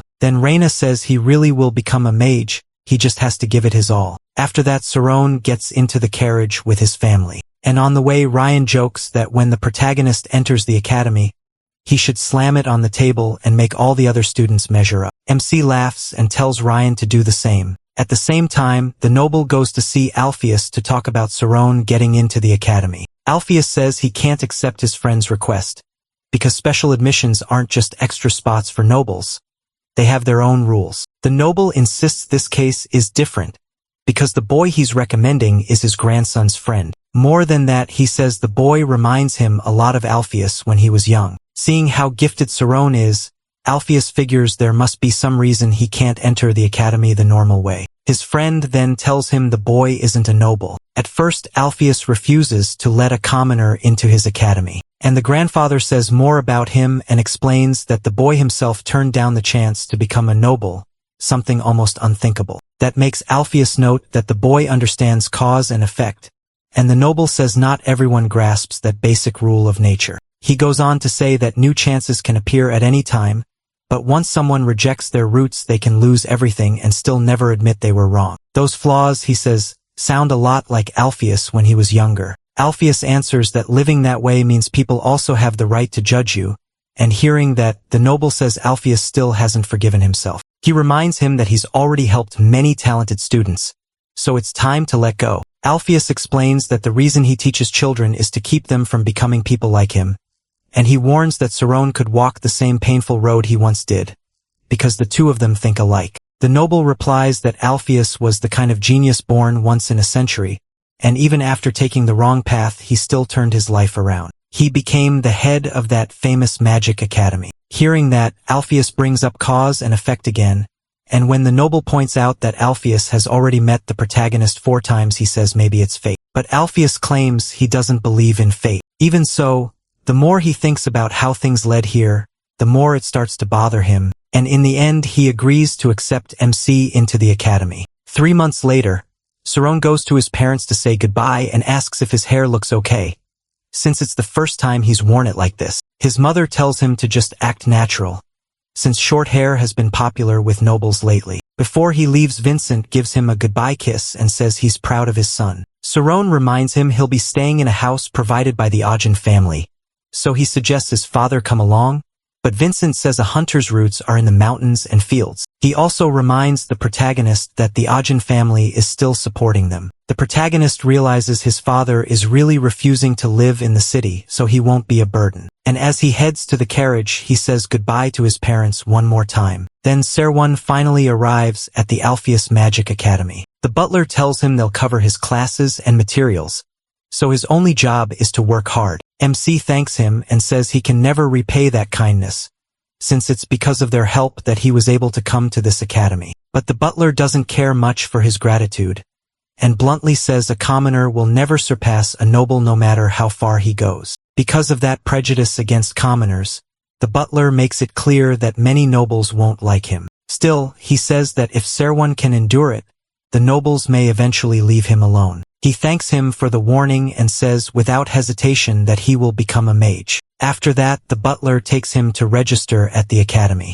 On the way, Serwan thinks about the place and realizes there's a lot to learn, and a lot of people to meet. Once he reaches the main hall of the academy, he decides to start looking around so he can get a better feel for the place. He finds signs explaining the academy's 10-class system. That's when he learns there are 420 students in total, and only 30 of them are in the advanced classes. He finds out something even harsher: out of those 420 students, only 10 graduate each year. A moment later, the headmaster comes over to him. After recognizing each other, they both go for a walk around the academy. Alpheus tells the protagonist he'll need to take an entrance test before officially joining. The protagonist is shocked, but Alpheus explains it's only to place him in the right class. During their talk, MC mentions that he can already enter the spirit zone. That makes Alpheus realize the boy really is gifted, and he regrets not training him earlier. He decides to start by teaching him the basics. Then they head to the area where classes are held. Alpheus says that room is for the beginner class, but they keep walking and move on to the room for the intermediate classes. When he gets there, Sarwan finds two students deep in conversation, throwing around a bunch of hard-to-follow ideas, and suddenly one of the girls causes a small explosion when her sound amplification experiment fails. The headmaster gives her a few pointers and lets her try the experiment again. Sarwan is thrown off by the place, because the academy is unlike anything he's ever seen. Next to the notice board, he finds a ranking for the entire intermediate class where he also belongs. At the top, he sees the name Amy Karmas, a first-class noble. Realizing everyone there is on his level, he gets excited and decides to study everything from the start again so he can slowly climb the rankings. Then he hears someone calling for Amy, the number 1 student in the intermediate class. When he takes a better look at her, Sarwan realizes she's the same girl who looked surprised when she saw a commoner using magic. Then the girl who was calling for Amy comes back and takes her somewhere else. As for Sarwan, he just hopes Amy didn't notice him, or it could cause trouble. But Amy's friend notices the protagonist and says he's really cute. Amy, on the other hand, feels like she's seen him somewhere before, but can't remember where. Her friend notices Amy talking about him so much and starts getting jealous. But Amy says she's not interested. She just thought he seemed unusual. Even after that, the other girl still doesn't believe her and thinks Amy must be falling for MC. Amy keeps denying it, saying she's the most popular girl in the intermediate class and has already turned down plenty of boys. Meanwhile, Sarwan heads to the third testing field of the Magic Academy. There Alpheus tells him to watch the child in front of him closely, because the student is about to enter the spirit zone. Alpheus explains that once inside that state, the child will sense the letters on the floor differently. He adds that the way the student sits in relation to those letters reveals the size of their spirit zone, as well as their strength and flexibility. He will only need to answer the teacher's questions after entering that state himself. Then the teacher asks Cammy if he can use magic, and the boy answers right away that he can. The teacher then tells Cammy to try entering the spirit zone. When he does, the boy says the farthest number he can make out is 6. Alpheus explains that Cammy's spirit zone reaches a diameter of 6 meters. Next, Cammy says the color he sees most clearly is red, and the teacher says that makes him a divergent type. That explains why his spirit zone is so wide for his age. After they finish the questions, one of the nobles at the table says, "This year's students are impressive," and calls Sarwan up for his test. The teachers immediately notice that he's the boy taking the headmaster's special exam. They find that choice strange since he's older than the others and still using the Ajin family name, so they assume his real family can't be very well known. Then the teacher asks if he can use magic, and Sarwan admits he hasn't learned yet. Off to the side, Alpheus watches and feels the protagonist is at a disadvantage. Unlike him, these noble children were trained in magic from a young age. Then the teacher tells MC to begin by entering his spirit zone. Once he does, the teacher asks what the farthest number is that he can see. He says nothing, and one of the teachers assumes he's embarrassed to say the number. Alpheus tells him to just answer honestly. They aren't here to compare him to anyone. Sarwan finally says he can see a number, but it's so far away that he can't read it. So the teacher tells him to just try reading the first digits. The protagonist focuses harder and ends up seeing the number pi off in the distance. The teachers are stunned, because they never put that number in the room. But Sarwan insists that's what he's seeing, and after thinking it over, the teachers realize his spirit zone went past the range they prepared. After that first test, they ask which color he sees most strongly, and MC answers blue. Then the teachers say he's a convergent type, and seeing that, Alpheus finally understands why Clump pushed so hard to get this boy into the academy. Even so, Alpheus still thinks Saron's talent is only normal, so the teachers ask how many spheres he can see. He answers that there are over 867, and hearing that, Alpheus notes that this is very dangerous. Then a teacher asks how cold Sarwan feels, and he says his whole body feels as cold as ice. That answer gives the teacher exactly what he was expecting, so he ends the test there.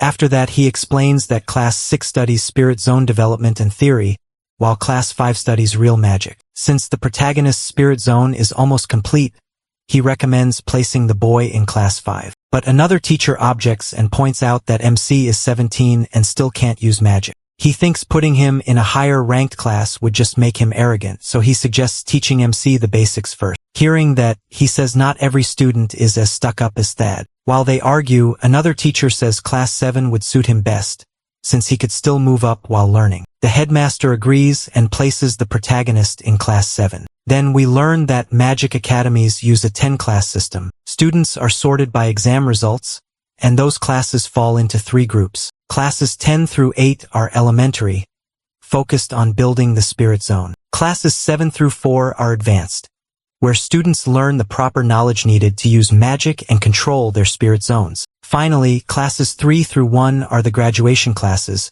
where students go through harsh training to become professional mages. On his way to class, Sarwan draws plenty of attention because everyone is talking about him. Even so, he introduces himself warmly to his new classmates and says he hopes they can all get along. After the morning lessons end, the teacher dismisses the class. MC starts thinking about the afternoon practical on spirit zones, but then notices the exact location isn't written on the schedule. So he asks the girl in front of him which training center they need to go to that afternoon. She gets shy when he talks to her but still answers that today's practical will be at Combined Training Center 2. The word combined leaves Sarwan confused, so she explains that all the intermediate classes train together twice a week. Once he hears that, he wonders if he really has any chance among them, and they head to the shared training center. There, Amy already has a crowd around her because of how famous she is at school. Seeing that, Sarwan decides he definitely should stay away from her, but he quickly realizes that's impossible since they'll have joint training twice a week. Since she's ranked first among the intermediate classes,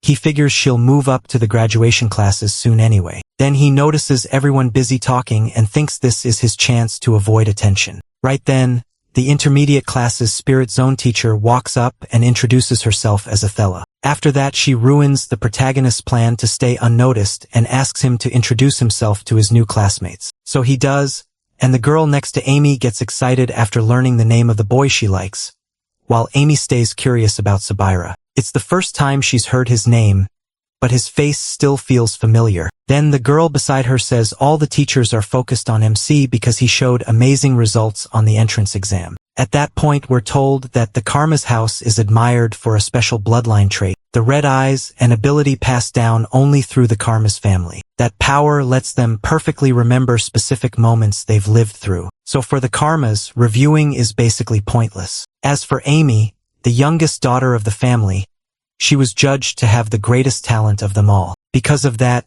she inherited the Karma's genius at its highest level. After class, Amy decides to hang out with her followers, but she quickly gets tired of hearing everyone talk about the Karma's family. She doesn't think her family helped her earn anything. In her eyes, everything she achieved came from her own hard work, so she believes she has the right to do whatever she wants, whenever she wants. That mindset is explained by the incident that made Amy go back home even after she had already left. That happened after she ran into a commoner boy that day. Then she finally remembers Saronan blurts out that illiterate loud and clear. She quickly covers it by telling her friends that his hair reminded her of a duckling. Going back to her thoughts, she realizes her red eyes couldn't be wrong. She only failed to recognize him because she assumed he'd be a noble. Then she starts wondering how a commoner got into such a prestigious academy. But that thought brings back the embarrassing alley incident, and she starts spiraling. Amy tells herself she erased every trace of her past so nothing would lead back to it. To calm down, she decides to believe that Saronan doesn't remember anything he saw that day. Even so, she starts imagining the protagonist telling everyone about her past, how Amy used to hang around delinquents. On top of that, she's scared he might reveal that she's into men. So Amy decides to do something before any of those misunderstandings get out. As for Saronan, he can feel someone staring at him with almost murderous intent. Soon, the teacher comes back to the training ground and asks what a spirit zone is. The student answers that it's a mage's mental state. Ethela confirms that and explains that the first form is a sphere, since it's the easiest shape to focus on. Still, she says the sphere can also be less effective in some cases. To show that, she creates an image zone, a visible version of the spirit zone. She explains that this is the most basic form, the sphere, but says mages almost never use it like that in practice. To demonstrate, she casts magic at a target. Her spirit zone has a diameter of only 10 meters, while the target is 20 meters away. So she uses fire magic, but the attack vanishes before it can reach the target. That's because most magic can't leave the spirit zone. So she extends her spirit zone toward the target and hits it with no problem. The students are impressed, but Ethela says that method has a major flaw. Changing the shape of the spirit zone takes a lot of focus, and in a real battle, wasting that time could be a huge mistake. Because of that, mages usually use the spirit zone in 4 standard patterns. The first is the defensive form, which uses a basic octagon. Its main purpose is to stop the spirit zone from collapsing when it takes an enemy attack, since the more sides a shape has, the better it is for defense. The next pattern is the attack form, which turns the spiritual zone into a star. That shape makes it easier to lock onto a target, and it also works well against several enemies at once. After that, Ethela moves on to the aiming form. This one gives a mage an edge at long range and in 4 directions, but it's not great against very fast opponents. The gap between the tips and the center is too wide, so rotating it quickly gets harder. She says the real key is how fast the mage can speed up that cross-shaped rotation. One student points out that Ethela does that motion with no trouble at all. Hearing that, another student panics,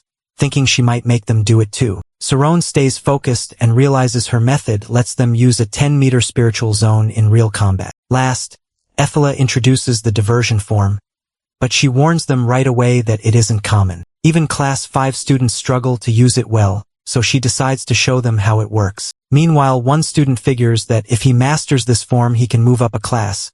Since he got a perfect score in spiritual zones, he's sure this next step should be easy. Then Ethela's spiritual zone leaves her body, and the whole class is stunned. Sarone remembers that a spiritual zone is just the mage's mental state. With that in mind, he realizes thoughts can be separated from the body. Curious about what's inside Ethela's zone, he listens as she explains that the diversion form is extremely complex, so many mages specialize in it alone. Since the mage isn't at the center of this zone, it can move freely. That lets the mage send it toward an enemy and attack from any distance, making its effective range basically unlimited. The students are blown away and finally see just how far ahead rank 6 mages are. To wrap up the lesson, Ethela sets up a practical test based on speed, using the aiming form. She picks Amy to go first.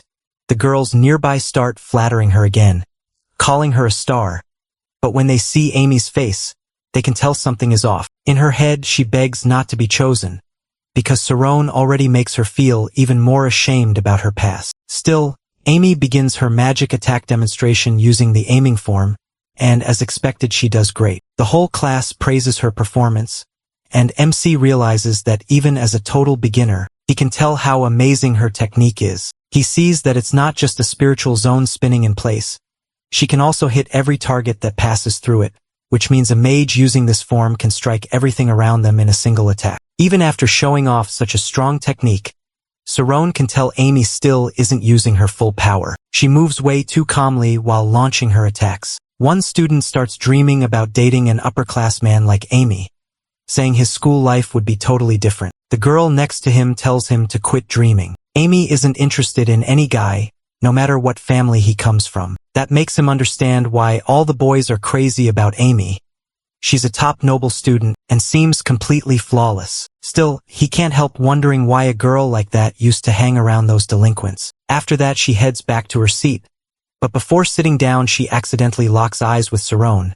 She regrets it right away, realizing she made her interest in him too obvious. A student wonders if the two know each other from somewhere, but another shuts that down, saying it's impossible since the protagonist just arrived at the academy. From that quick glance, MC becomes sure that she remembers him. Amy feels the same, but for her it's more serious. She's scared he might tell the others about her past, and then everyone would start seeing her differently. For a moment, she feels like she has to silence him somehow, but she quickly calms down and changes her mind. Amy has to protect her image as the model student no matter what. Besides, she figures nobody would believe rumors from Sarone anyway.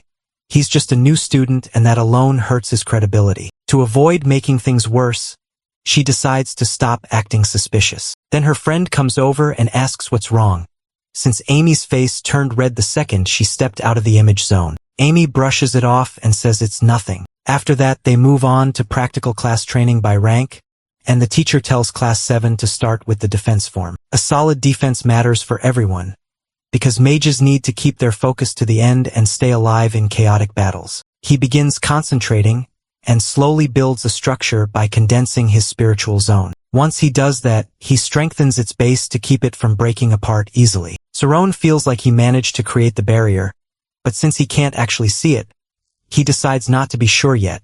So the protagonist asks the teacher for permission to use the image zone. She says upperclassmen usually use it first, but since nobody else is, she allows him to try. Seeing Saron step up right after Amy's demonstration, the students say he's got guts. She maybe is shocked by what's happening, and her friend says she's been acting strange all day, strange enough to be scary. An MC stuns everyone with the size of his spiritual zone. Even he starts wondering how big it really is, since he doesn't remember the teachers telling him that during the entrance exam.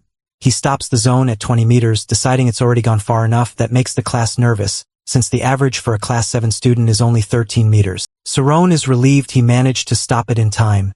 If it had kept growing, he would have drawn even more attention. After that, he moves on to the defense form, but then he notices the foundation is cracking. Even though he reinforced it just moments ago, it still falls apart. Watching him fail, Amy relaxes a little and tells herself there's no way a newcomer would succeed right away. Meanwhile, he starts thinking about what's breaking his focus, and then he figures it out. Athela's demonstration had looked completely effortless, so if he wants to reshape his spiritual zone, it takes more focus, and forcing it to shrink also drains more of his concentration. Saron decides to let it stay at its natural size, and once he does, the diameter of his zone starts expanding even more. Then, on his very first day of class, he successfully enters the defense form. Her friend Jamie brings up the new student, and Amy keeps thinking about the secret Saron knows about her. She decides someone skilled must be backing him, so it's only a matter of time before he closes the class gap and gains even more influence at the academy. Because of that, Amy changes her plan and decides to get closer to him in secret, little by little. Meanwhile, the teacher is impressed by the protagonist's talent. It looks like someone who trained alone his whole life. Then the protagonist shrinks the size of his spiritual zone. Athela explains that reducing the zone increases its density, which helps it endure a serious attack. On top of that, it gives him better resistance to mental magic. With that, she praises his work and tells him he can release the spiritual zone now. The other students congratulate him too, which leaves Saron embarrassed. Athela grows interested in MC's skill and decides to keep an eye on him from now on. But she's not the only one. Some students start watching him with competitive respect, while others just feel jealous. Amy, though, keeps staring with a tense, uneasy look. The next day, Saron notices Sienna, the intimidating teacher, who was there during his entrance exam. Even though she normally teaches class 5, she comes to teach class 7 instead, all because she wants to train him and help him move up as fast as possible. The protagonist notices her staring right at him, while the other students gossip about the teacher's love life. That annoys Sienna enough that she simply pushes on with the lesson. After demonstrating a spell, she asks the class to explain the principle behind it. The students complain about the cold, and Sienna explains that feeling cold means energy is missing. There's no such thing as cold energy. Temperature can rise endlessly, but it can't drop the same way, because the point where there's no energy at all is called absolute zero. If they remove some energy from an area, they can create those ice crystals. And when those are broken, they can produce temperatures low enough to kill a person, just like she almost did to her students. After that, she offers to explain how a mage can absorb energy and cast magic without using tools. To start, Sienna explains that a mage can control anything inside their spiritual zone. It may only cover a small area, but inside it, the mage is like a god. With this trained awareness, a mage can mix the senses, touch light, see smells, even smell touch. That's why they can control basic natural forces, even if their power seems almost godlike. She says casting a spell takes 2 near-divine conditions, omniscience and omnipotence. So even if a mage has unlimited power, it means nothing without knowledge. That's why mages have to study and understand the world around them, even with their special senses. Hearing this, Sarwan finally understands why he couldn't use magic before. He had only trained the physical side and never understood omniscience. Sienna then reminds the class they still have a lot to learn, and that the spiritual zone is only one small part of magic. After that, she moves on to basic chemistry. As for MC, he's stunned to realize he really can become a mage. By afternoon, the students split up. Some head to the library while others join the research club. Sarwan always rushes to the library, but he feels like he can't keep up with the noble students' level of knowledge. He blames the mental exhaustion on lack of sleep, but he's still happy. His dream of studying magic is finally coming true. When he tries to walk, he suddenly starts floating. Amy pulls him away to another place. Reading his face, she figures out right away that he still remembers her. Sarwan immediately confirms it. So Amy says she'll deal with this issue right now, all while holding a fireball in her hand. Seeing how shocked he looks, Amy realizes he really did remember her. That makes her think back to their first meeting. She says her original plan was to send him home, but the look on his face made her want to see more. But now meeting him again 5 years later, Amy can tell he's changed a lot since then. Sarwan admits he remembers her and also remembers when she told those thugs to take his clothes off. That makes her blush, and she quickly tells him to stop bringing up such embarrassing details because it was all a misunderstanding. The protagonist just looks confused, so Amy says he got the whole thing wrong. She insists she's not some indecent woman like he thinks. According to Amy, the thugs tried to strip him on their own. She says she never ordered it, and adds that she doesn't even like men. Seeing all this, Sarwan asks if she really kidnapped him just to say that. Then he figures she must be worried he'll spread rumors about her. He asks if she brought him here to apologize, saying that a popular hardworking girl like her must feel guilty about what happened. MC tells her the right thing to do is just apologize to him. Amy starts thinking he's manipulating her with words. She freaks out, says she almost got pulled in again, and assumes he's trying to make her feel embarrassed, so he can gain control over her. She calls him a plebeian and asks what she would even gain by apologizing, since she still couldn't trust him not to betray her later. On top of that, admitting fault would mean she did something terrible in the past and would put her in a bad position right away. He answers that she should apologize because she hurt him, not because she expects something in return. Amy says he clearly doesn't understand how the world works. To her, there's no point putting effort into something that gives nothing back. She decides the protagonist is only complaining so he can sound morally right, while the protagonist realizes she's still pretending to be the perfect student even though she hasn't changed inside. Then she reminds him that the scariest people at the academy are the upperclassmen. If even one of them marks him as an enemy, the rest of them and plenty of regular students will turn on him too. After that, Amy says if word gets out that he's a plebeian, he'll be expelled. MC is shocked and asks if she'd really go that far over something so small, and Shawarman steps in to say she's only testing how trustworthy he is. Then she tells him to prove his loyalty by bringing her coffee every day. Shawarman also reminds him that he only got into the academy because of a special test, so if he doesn't want to be expelled, Sarwan agrees to do what she wants and prove he can be trusted. Amy tells him that's exactly how he should act, because his future depends on it. To scare him even more, she warns that if he tells any teacher, she'll kill him and then kill herself right after. With that, she leaves the area. Sarwan knows the whole thing is unfair, but he still thinks going along with it is the safest choice, otherwise he really could get kicked out. The next day, he brings Amy her coffee. She takes the cup and turns away. Around them, the other students assume he likes her and is trying to win her over. Amy enjoys watching him go through the same kind of humiliation she once felt, and because of that she convinces herself he's been lowered to just another boy with a crush on her. In her mind, even if he started yelling that she was a pervert and a delinquent, nobody would believe him. Being trapped by this duty,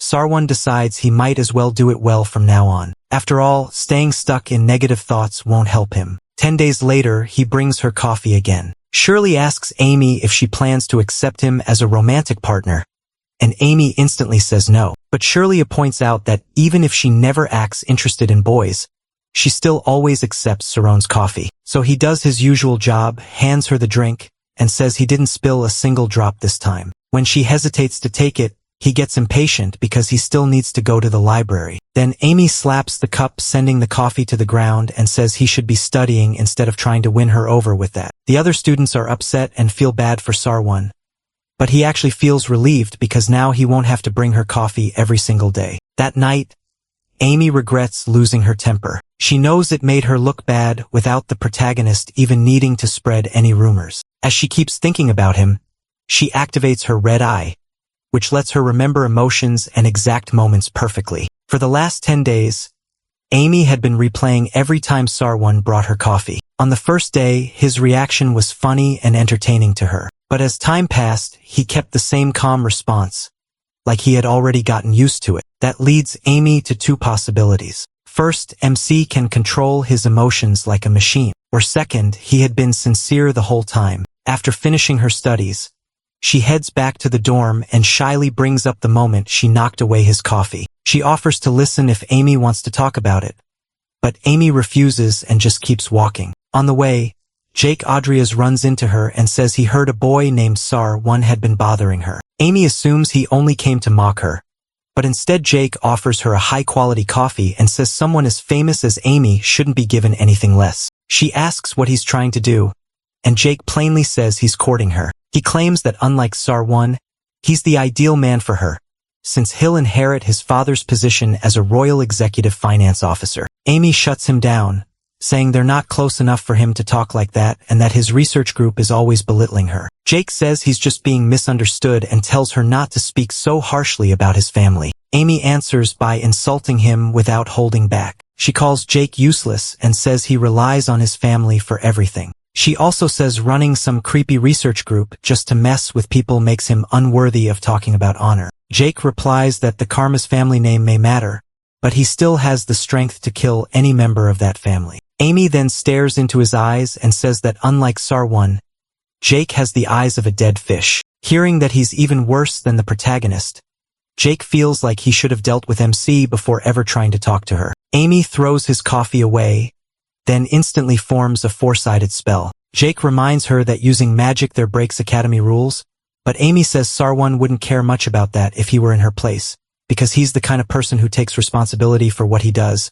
That only makes Jake angrier. But he notices she filled the area with oxygen, so she can burn him the second he opens his spiritual zone. Even though he knows he can't beat the top student in the class, Jake swears he'll get revenge for this humiliation. With that, he leaves. Amy then starts wondering what made her act like that, since it's been a long time since anything got her this worked up. Amy figures she blew up either because Jake threatened him, or because she's still scared of having her secret exposed. Thinking about Sarwan makes her regret what she did. Now he probably won't bring her coffee in the morning anymore. Even so, she admits she feels a little better now that her mind is calmer. A few days later, because of what Amy did, the Black Mage sent the protagonist a letter, challenging him to a fight at the training field that evening. The note also warned him not to tell any teachers, or he'd regret it forever. Then Sarwan goes to him and explains that Amy went there to protect him, and the small trouble Amy started came back at her like a giant wave. As Sarwan walks through the school halls,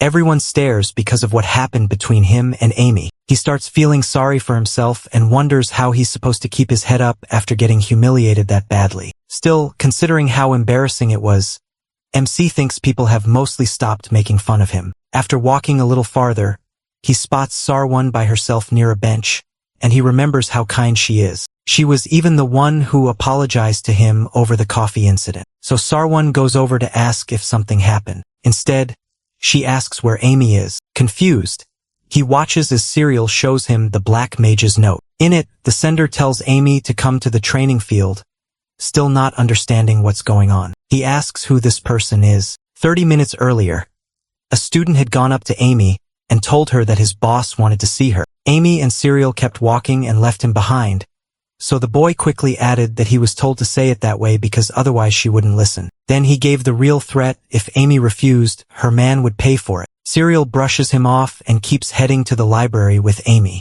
Amy takes the note, and after reading it she guesses Jake is behind Siron's supposed kidnapping since he had threatened the boy the day before. Amy snaps at the student saying he has nothing to do with this, but the boy reminds her he's just a messenger and has no say in what the sender decides. Serial reads the letter too, and once she sees it's from the Black Mage, she explains that he's tied to the Bad Circle, the group known for bullying talented students. That leaves her wondering why they took Sarwan and why Amy is involved at all, while Amy realizes her outburst the night before is what caused this. Serial suggests telling a teacher. Since both the protagonist and Amy are in danger now, Amy agrees that's normally the best move, but this case is more complicated. If the teachers start investigating, she'll have to explain her connection to MC, and that would expose her past. They'd also find out he is a commoner, so Amy feels like she has to stop that from happening, and she tells Serial to warn the teachers if she hasn't returned from the training field by 7.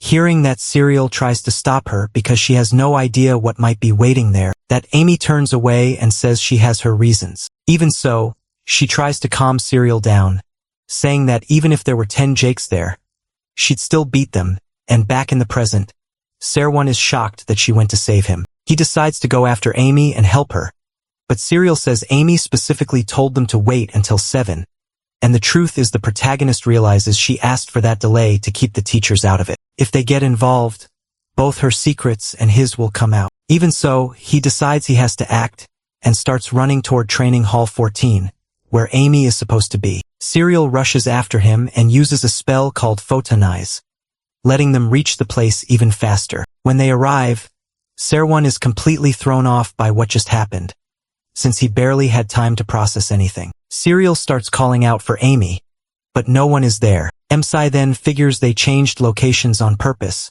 since they knew the teachers would be sent there. Seeing how carefully this was planned, he worries that his identity might be exposed, but he quickly realizes the danger is much bigger than that. He tells Serial to go back to the academy and warn the teachers. She still hesitates, saying Amy had her reasons for not involving them yet, and Serwon admits the reason was him. From that vague answer, Serial assumes the rumors about them secretly dating were actually true, and the protagonist tells her to hurry, because the longer she stays the worse things could get. After he's alone, MC looks over the wide mountain area around him and says he's used to places like this, so finding a trail should be easier. He opens his spirit zone and quickly finds 2 suspicious footprints, but the tracks stop at one spot, making it seem like the people flew away from there. A moment later, he hears a strange sound ahead. Meanwhile, the student who set off the attack mockingly says his hand slipped, though he admits those fireworks were saved for Amy's arrival. More students show up, including Jake. Amy says they should find something better to do with their lives, while Jake notices she really came alone and decides Serwon must matter a lot to her if she obeyed them so easily. Amy answers that it doesn't take much to catch a bunch of rats. Hearing that, Jake says this time he actually came prepared, but Amy cuts him off and tells him to just take her to him because she doesn't care about his plan. Serwon laughs. Jake says Serwon is probably in the library right now and has no clue what's happening here. He adds that he only wanted to punish her. After all, she made him look like a fool the night before.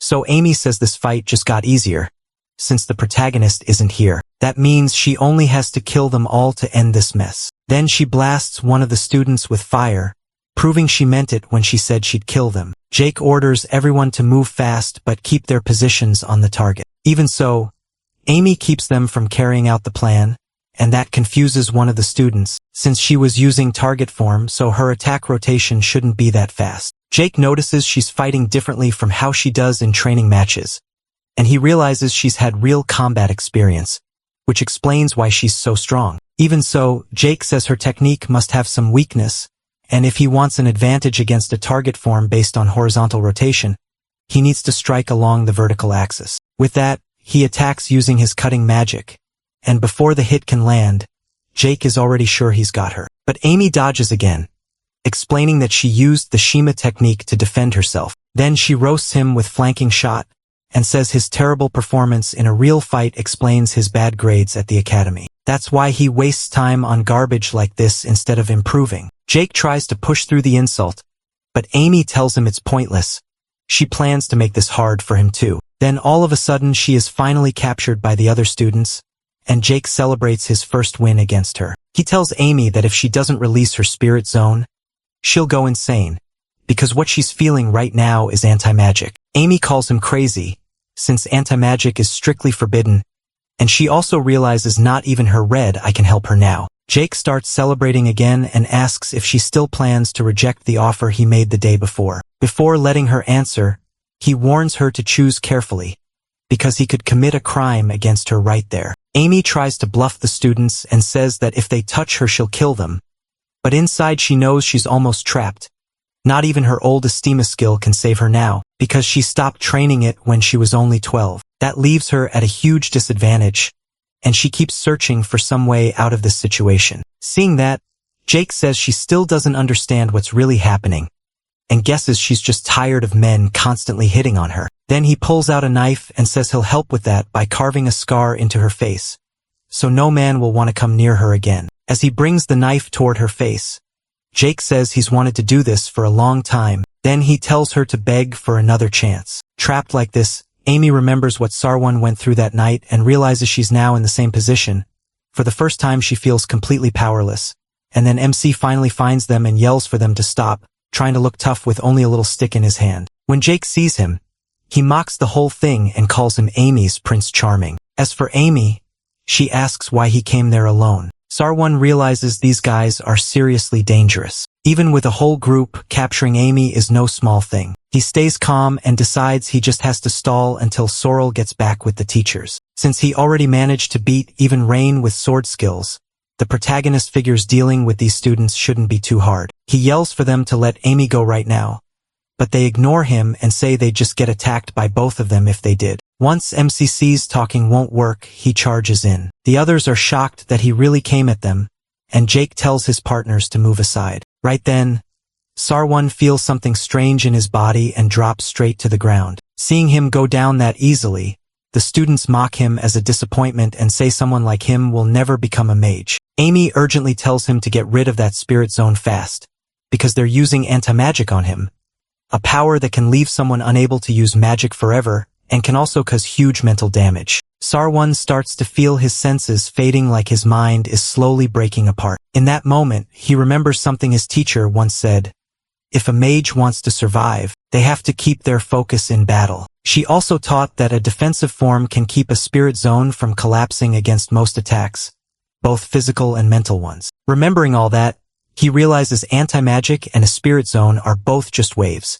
So he decides to raise the density of his spirit zone until the anti-magic can't shake it anymore. Watching him resist, Jake thinks Sarwan is just pretending to be some kind of monster and says he's only a rookie. Amy tells him to stop, warning that there's a limit to how much he can increase it. Even so, the protagonist slowly starts wearing the anti-magic down, and that makes the students panic. Jake quickly tells his friends to calm down because their emotions are messing with the anti-magic waves. After pushing through for a while, Sarwan manages to send the power of the student back at them. Amy is the only one who can't tell what's going on, since she still can't check with her spirit zone. But then she realizes the anti-magic is gone. She breaks free and finally sees what happened. The density of MC's spirit zone shocks her. She's never seen anything like it. MC meanwhile feels something weird moving under his feet. Feels like he's stepping on worms. Jake is stunned and says this can't be happening. His group had 6 people pressuring him with anti-magic, so there's no way they should have lost to someone like him. They start guessing the protagonist must specialize in anti-magic. To them, that's the only thing that explains his win, and it would also explain how a commoner like him got into the school through special recommendations. That thought makes Jake furious, and he challenges MC to a magic duel. Sarwan knows he's in trouble now because this enemy can actually use magic, so Amy jumps in to protect him and punches Jake. After that, she beats him like nobody ever did when he was a kid. Sarwan actually starts feeling bad for him and asks Amy to stop before she completely wrecks Jake. But Amy uses the chance to get even, demanding that Jake repeat what he said he wanted to do to her. He warns that if she keeps using her shaman, that lunatic won't survive. So he pulls her off, Jake, and the moment he does, Amy passes out in his arms. Sarwan figures she didn't really faint for real. She's probably just exhausted after punching Jake about 1,000 times. He takes the chance to thank her for helping him and says he heard she came there to save him. Amy pops right back up, saying she's fine now, and then makes fun of him, saying he never should have come there when he's that weak. After that, she holds out her hand and says they need to get out of there fast or the teachers will give them both trouble. But Sarwan says Sorel is probably already on the way with the teachers because she went to report everything. Amy is stunned and says she told Sorel to wait before telling them. The protagonist says the situation was too urgent to waste time, and Amy immediately starts stressing out because she'll have a lot to explain to teachers who let nothing slide. She asks if he really wants their secret exposed.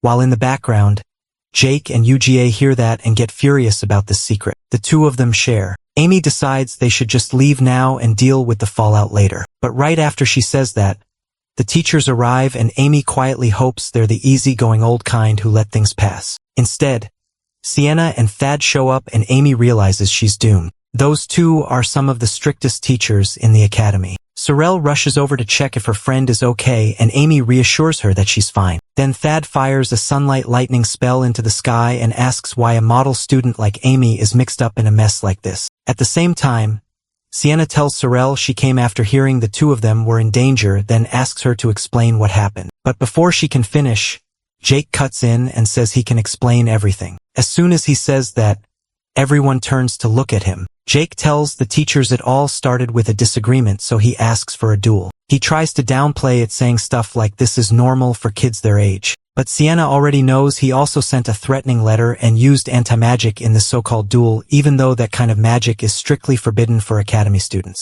Jake argues that Amy is way stronger than he is, so anti-magic was the only way he could stand a chance against her. Even then, he plays the victim and says he and his group suffered the most. He also claims Amy broke the rules first because she attacked him first at the academy. Then, trying to drag her down even more, he says the fact that she didn't tell the teachers ahead of time proves she's guilty too. Amy snaps at that and says he was the one who threatened her in the library first. She also reminds everyone that he wrote that he had kidnapped Sarwan. Jake says they never really kidnapped him, it was just a bluff to lure him to the duel site. Then he points out that MC also came there without telling any teachers first, which must mean he's hiding something with Amy too. After that, Jake tells the teachers he and Amy are the ones really at fault. He flashes a nasty grin, clearly enjoying how scared he's making Amy. That's because he found out her secret, and now he plans to spread it everywhere. Local papers, churches, even national groups. Once he finishes,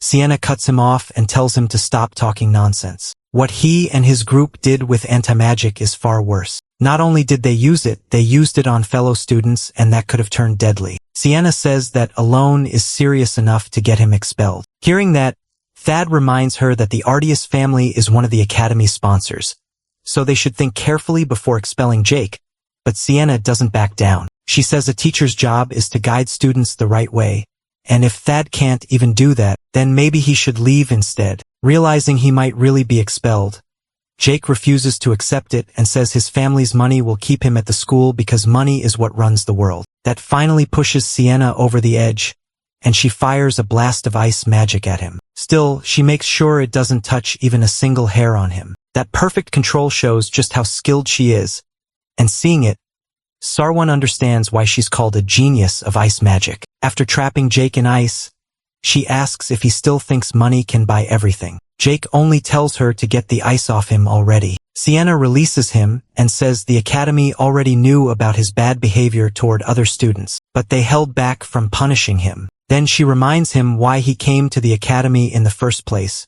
to become a mage alongside his friends. Hearing that, Jake remembers his time studying and gives a real apology, showing genuine regret. After that, the members of the Black Mages truly regretted what they did and got back on the path to becoming proper mages, though they still received punishment so their actions wouldn't go without consequences. As for Amy and Sarwan, they are questioned in the teacher's room, where Thad asks why they went to the duel site alone, instead of getting an instructor. Amy cuts in and lies, saying the protagonist did it for her, only because the two of them are dating, and when everyone hears that, they all shout in shock. In the middle of it, there's even a dramatic image of Amy being rescued by Sarwan, and in the end, she falls into his arms and the two share a passionate kiss. The girls get completely worked up over this romance rumor, and Shirley says it's all true. She claims she saw it herself, but Amy walks in and asks what rumor Shirley is even spreading. By now, the notice board is full of talk about her dating a new student, so everyone is gossiping all over the school. Amy immediately asks if Shirley has a death wish because she didn't see anything like that, but Shirley fires back that she doesn't need to see it. Amy was the one who said they were dating. Then she asks if they at least kiss. Amy says that in the end it worked out. Because of that, those creepy students won't bother her anymore, and she admits that part is actually nice. That makes her remember what happened a few days earlier when the teacher asked if that story was a lie. He says the Amy he knows has no interest in dating and MC just entered the academy. Amy answers that she and MC have known each other since they were kids, and maybe fate brought them back together here. Then she asks him to back her up, but he quietly asks how she plans to deal with the backlash. Amy kicks him under the table, and he goes along with her story, saying they've known each other forever. The teachers end up believing them. Amy figures pretending to be his girlfriend is probably better than letting their past come out, while he and Shirley start getting carried away with all this romance talk. Shirley says they'll have a joint class that day, so she'll get to see Sarwan. She keeps asking if Amy is going to do all the usual couple stuff, but Amy says she's still going to focus on her studies. Shirley says that's no fun, while Amy thinks she has way too much to do to waste time acting lovesick. Besides, the protagonist is doing fine living a normal school life, and for some reason she realizes she really doesn't like that. Then, during the second joint training session for the intermediate classes, Shirley goes to talk to him. Right away she asks if he missed Amy, but he tries to hide it. Amy gets annoyed at that attitude. She's covering for him, so he should at least be thankful. Instead, it feels like he's walking on a tightrope whenever he's near her. So Amy cuts into the conversation and says that when they're alone, he can talk to her normally. There's no need to keep up the senior-junior act when they're supposedly so close. Shirley is shocked.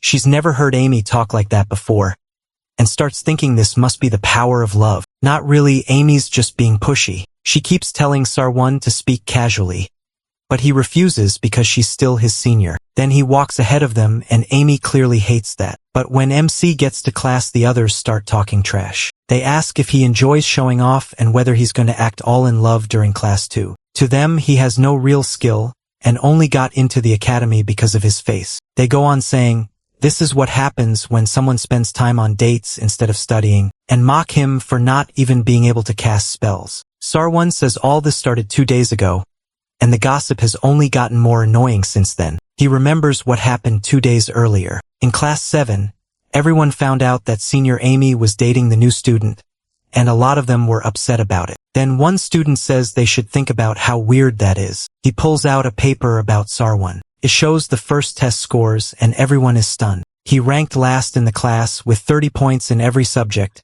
and they ask if he wasn't supposed to be some top student. Now that they think about it, the guy can't even use spells, so they start asking what really happened. One of them says it's obvious the boy got in through special treatment. They decide the protagonist must have relied on his family's support to enter the academy, spread rumors that he was a genius, and tried to pass himself off as some rich family's son. Then the class starts complaining that the world is unfair. Rich kids can do whatever they want, get into the academy, and even come just to find a girlfriend. Before long, they're fully convinced the protagonist got in through connections, and all of it feels way too suspicious to them. They all worked hard to be there for their futures, so they can't forgive him. They keep asking how the academy could allow something this unfair. So when Sarwan opens the door and walks in, he knows something is off, because the room had been loud a second ago, and when they sit down, the student next to him gets up and leaves. Sarwan says he didn't even need to ask what was going on. The class made sure to gossip loud enough for him to hear. Worse, Amy could get dragged into this because of him. Back in the present, during spiritual zone practice, he's alone. The others get irritated and ask why he's even there. One girl complains that his spiritual zone is touching hers, and says it makes her sick. They're also annoyed because his spiritual zone is too large. Then Professor Athela comes over and asks how things are going. Sarwan says the diverted form is hard, because whenever he tries to move his spiritual zone away from his body, it feels like his awareness moves with it. She tells him that's normal, his spiritual zone is convergent, so it naturally gathers toward the sphere of his consciousness. After that, she asks how his training with the other 4 forms is going. Sarwan says he isn't having any trouble, so Athela suggests he practice the image zone instead. Seeing his hesitation, she realizes he's worried about pressure from the other students, especially since he volunteered to use the image zone on the very first day. After thinking it over, Sarwan decides to try it. The other students assume he's just trying to show off in front of his girlfriend, because to them, the only thing MC knows how to do is show off. Athela tells him to switch his spiritual zone into one of the 4 forms, and Sarwan explains that mastering all 4 is required for class advancement tests, so he believes that if he can do that and move up even a little faster, he might be able to fix his problem with class 7 without starting any conflict. Then he activates the first defensive form. Amy notices he's even better than he was that day against the Black Mage members, and the students in front start thinking his defense form is already fully advanced. Athela sees that Saron's basics are extremely well trained, which lets him switch forms much faster than most students. Because of that, she says there's no problem moving him up a class. He then moves on to his diverted form, but he's not fully confident showing it because he still can't control it properly. Even so, he decides to show it to his teacher, hoping she can give him advice. When the students notice him attempting the diverted form, they're shocked by his nerve, since using it properly usually requires at least class 5. Sarwan focuses only on moving the center before the zone shrinks so much that it disappears, but he still gets that same feeling that his consciousness is moving along with the zone. As soon as they see the protagonist fail, the students start mocking him, saying he can't even use the diverted form right. Amy notices MC losing focus and thinks something must have happened, because he's not the kind of person who gets shaken by insults. Meanwhile, MC starts wondering about the other students, because they're strangely so happy to see him fail. As he feels himself getting affected by their empty words, Sarwan remembers why he's here to become a mage, so he stops caring about what they're saying and focuses only on what he's doing, leaving the whole class stunned by his performance. At the same time, Sienna reads the report on the incident with the 6 students and learns that Sarwan suppressed anti-magic, using only the defensive form. That shocks her. After all, many anti-magic researchers need artifacts just to control it. So even if those students used anti-magic badly, he still did something incredible. He held out against 6 students at once to Sienna. That means his consciousness is greater than those 6 put together. Then all of a sudden, Nefela enters and reports that the protagonist managed to use the diverted form after only a month of training. Hearing that, Sienna says she has an idea for how to get the students more motivated to study. A few days later, during chemistry class, Sienna ends the lesson earlier than usual and says she has something special to announce. Then she tells Sarwan to stand up and reveals that he'll move up to class 5. The students are stunned because he just jumped ahead by 2 classes at once. One girl protests, saying that kind of promotion is extremely unusual. And on top of that, Sarwan can't even use spells. MC admits that he really can't use magic. Even so, Sienna says the promotion still stands,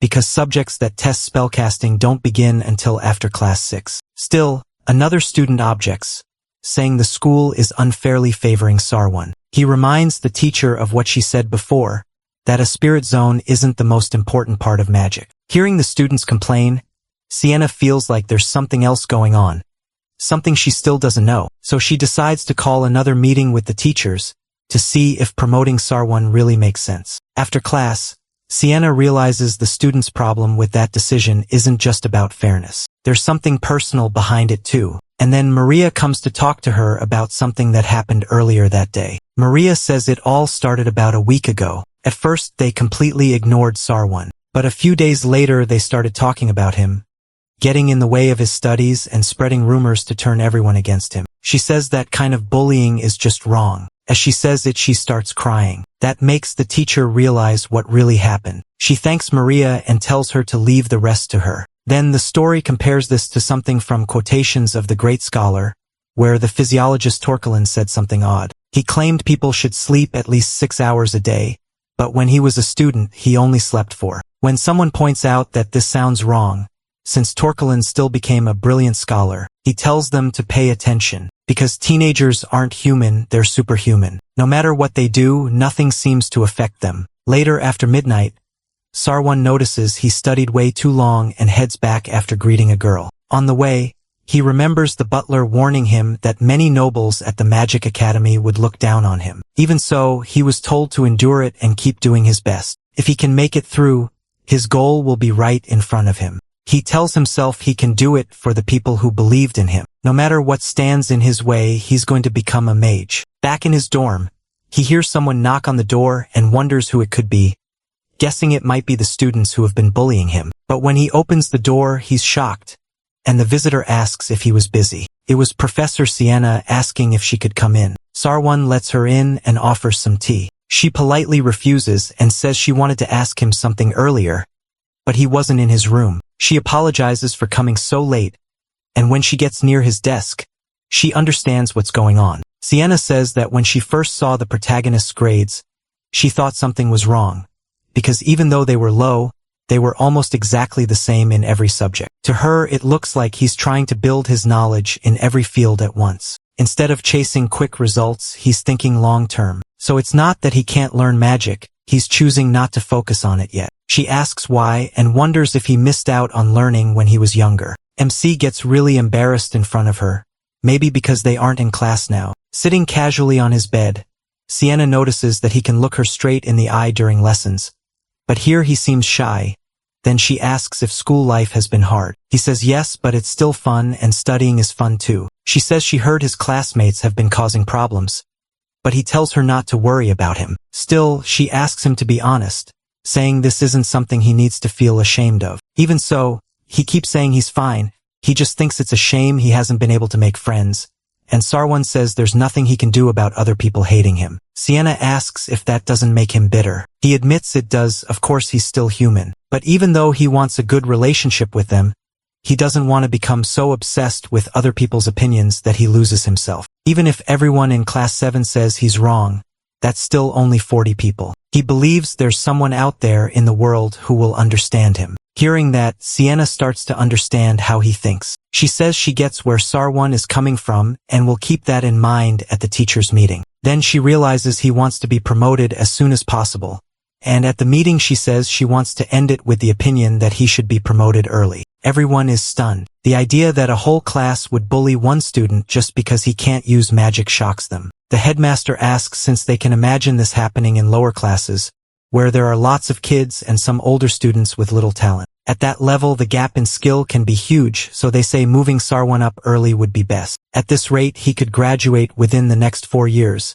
And for the school, the sooner he graduates, the better. But one annoying rich kid looking teacher objects. The headmaster asks why he's against it, and the teacher says he already knows Sarwan lacks talent. The real issue is that he can't use magic, and he believes the students' protest can't be ignored. Sienna answers that she already explained this. The protagonist's goal is to absorb knowledge from every field at once, so he's intentionally slowing his magic training. A teacher shouldn't interfere with a student's personal learning method. Ted replies that he isn't criticizing the protagonist's method. His problem is that Sienna is showing too much favoritism toward MC.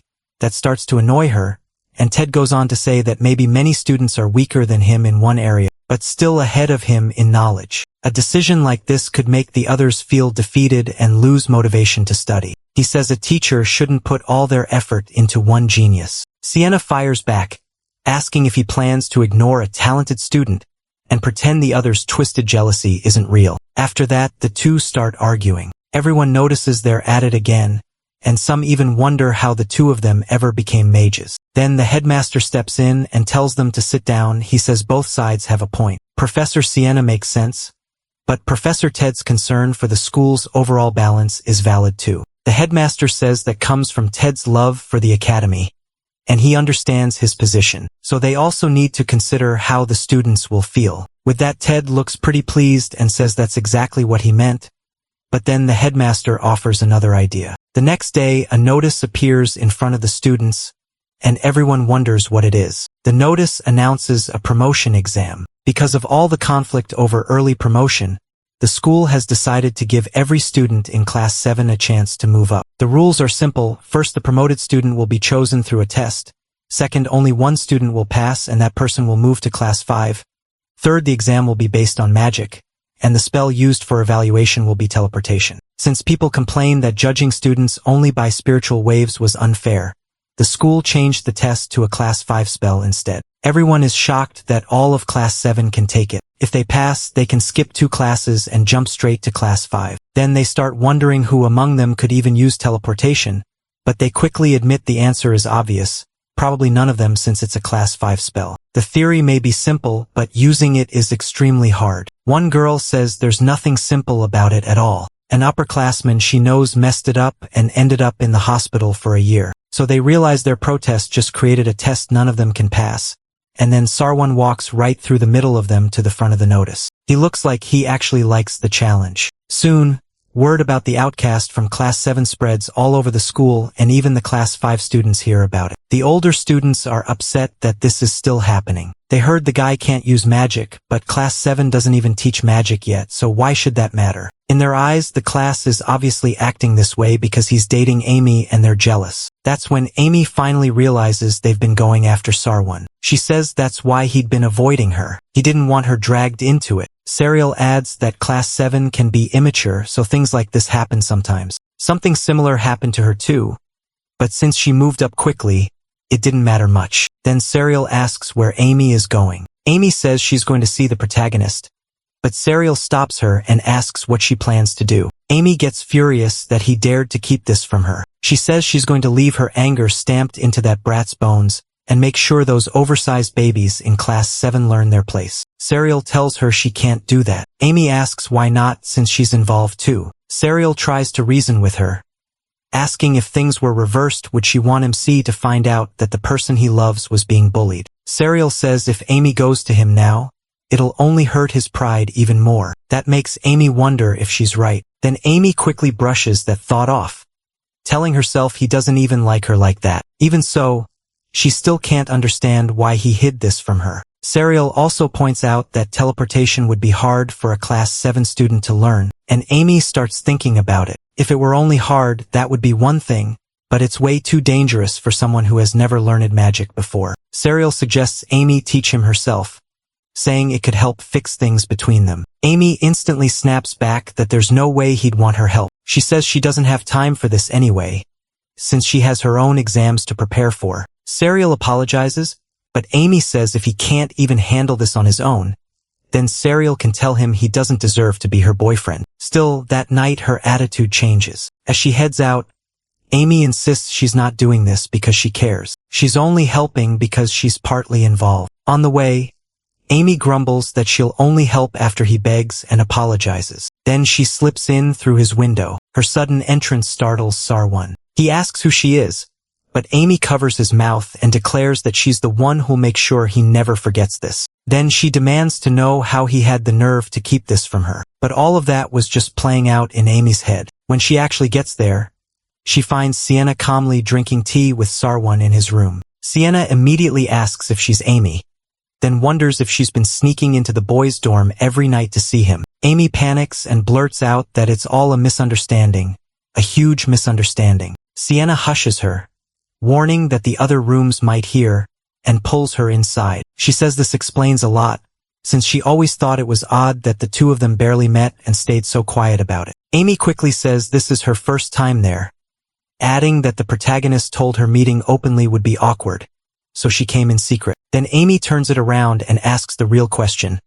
What is Sienna doing in MC's room this late? Sienna explains that she came to advise him about the promotion test, since the mood in class has gotten awful. Sarwan pours Amy some tea, and she politely reaches for it, but she instantly starts fuming again, saying she didn't come there for tea. She asks if he knows whose fault it is that she's being embarrassed like this, and while he starts apologizing, Amy tries to hit him. She demands to know why he never told her people were messing with him. Sienna cuts in and suggests Amy sit quietly for now so they can finish talking about the test first. The protagonist then says, this whole situation is terrible. He asks what exactly they're dealing with. Amy brings up the teleportation test and asks if it isn't too dangerous, especially since Sarwan doesn't know any magic at all. Sienna says the headmaster made that decision himself. She admits she's worried too, but she's sure there's a reason for it. Hearing that, Amy thinks she's not surprised. The headmaster is behind this.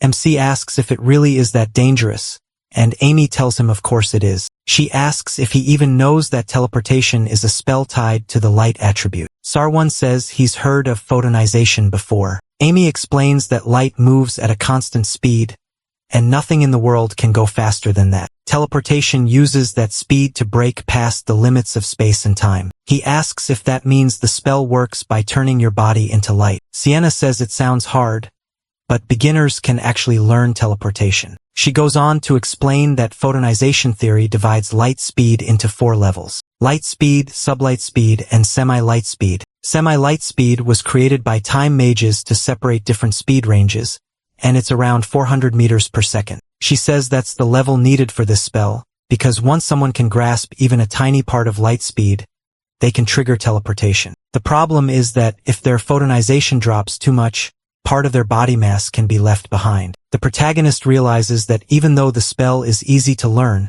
the trade-off is the danger of collision. He says it has to be at least as fast as sound. Now he understands why teleportation is banned inside the school. Sienna praises him for catching on so fast, while Amy sits there wondering what the heck is going on. Since when were those two this close? On top of that, they're practically ignoring her. So she asks if teacher Sienna has always been this friendly. Saron keeps questioning how they could base an exam on such a dangerous spell. But just as Sienna is about to answer, Amy cuts in and says they'll obviously use a place with no obstacles. MC asks what kind of place that would be. Amy says she can think of one spot like that, and then she points upward. Sari immediately gets nervous because there's no way they'd hold the test in midair. Then the story explains the place: a bridge no one can cross, a teleportation training field, 1,000 meters above sea level with a span of 700 meters. Sienna says it hasn't been confirmed yet, but it's the only possible site for the exam. Sienna says the rules would likely be simple. They'd start from one peak and move to the opposite one. He is stunned, since a place like that would definitely have no obstacles, but if someone fell, surviving would be almost impossible. Amy adds that whoever crosses first passes, but with Class 7's level, she doubts any of them can make it. Sienna says that if nobody finishes, then the student who gets the furthest wins. She also says the training field's difficulty would surely be set to level 1, and there should be safety devices so it shouldn't be too dangerous. What worries her more is the students themselves. With everyone that competitive, they could easily crash into each other. Amy figures that means Saron will obviously take part, but he starts wondering if he really can. The test's difficulty isn't the real issue. What he hates is having to face the whole class alone. Even worse, someone could get hurt. That makes him question whether taking the test is really the right move. Sienna then apologizes to him, saying she wanted to place him in Class 5 from the entrance exam, and it seems her own greed is what made things harder for the boy. The protagonist says that's not true at all, and asks how any of this could be her fault. Sienna answers that because of that, starting today, she plans to personally teach him.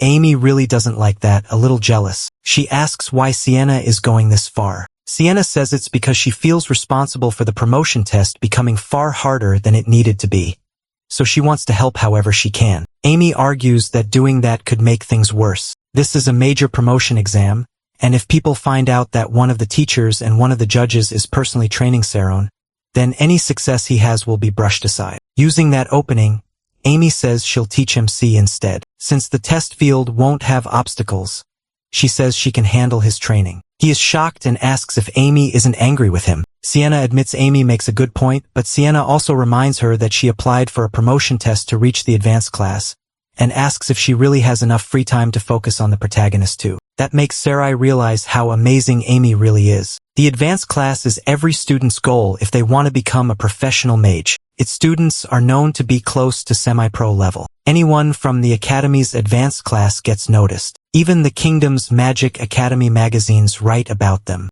But getting in means giving up a peaceful school life. After that, it's non-stop competition and brutal training. And that's the place Amy is aiming for, as the first one in her group to try. MC asks why she's pushing ahead so fast, wondering if that's too quick for someone her age. Amy almost fires back, but in her head she knows this is all his fault, because with how insanely fast he's growing, the only place left for her to run is the advanced class. She's basically trying to get away from him as fast as she can, while Sarwan just thinks she's incredible. She isn't satisfied with being number 1 in the intermediate class, and she isn't scared of failing or succeeding. She has the confidence to be the first from her group to make the jump. He also realizes that even at such an important point in her school life, she still came to help him. Meanwhile, the tension between Amy and Sienna gets so fake polite, it almost drips poison. Amy tells Sienna to relax because this is no big deal, and says she can leave him to her. Sienna calmly replies that she understands how Amy feels about her boyfriend, but times like this are exactly when students should trust their teachers. She adds that since this will be the protagonist's first time learning magic, it would be better for a teacher to guide him. But Amy refuses to lose here. She tells MC to choose, asking whether he wants Sienna or her. Sarwan instantly feels the pressure. Amy pushes even harder, saying of course he'd rather learn from his own girlfriend, so he says he'd rather study by himself, leaving both of them completely stunned. Amy immediately asks if he even understands how big this chance is. He says he doesn't want to trouble Sienna, especially since she'll be one of the judges, and he doesn't want to distract Amy when her own major exam is coming up. But Amy argues that the other students will spend big money and use every advantage they can. On top of that, the whole class is trying to bring him down, so this isn't something he can handle alone. The protagonist says the reason she's taking the promotion exam is the same for him. If he just stands still at this level, that means he has no desire to improve. To him, Class 5 is only one more step toward becoming a mage,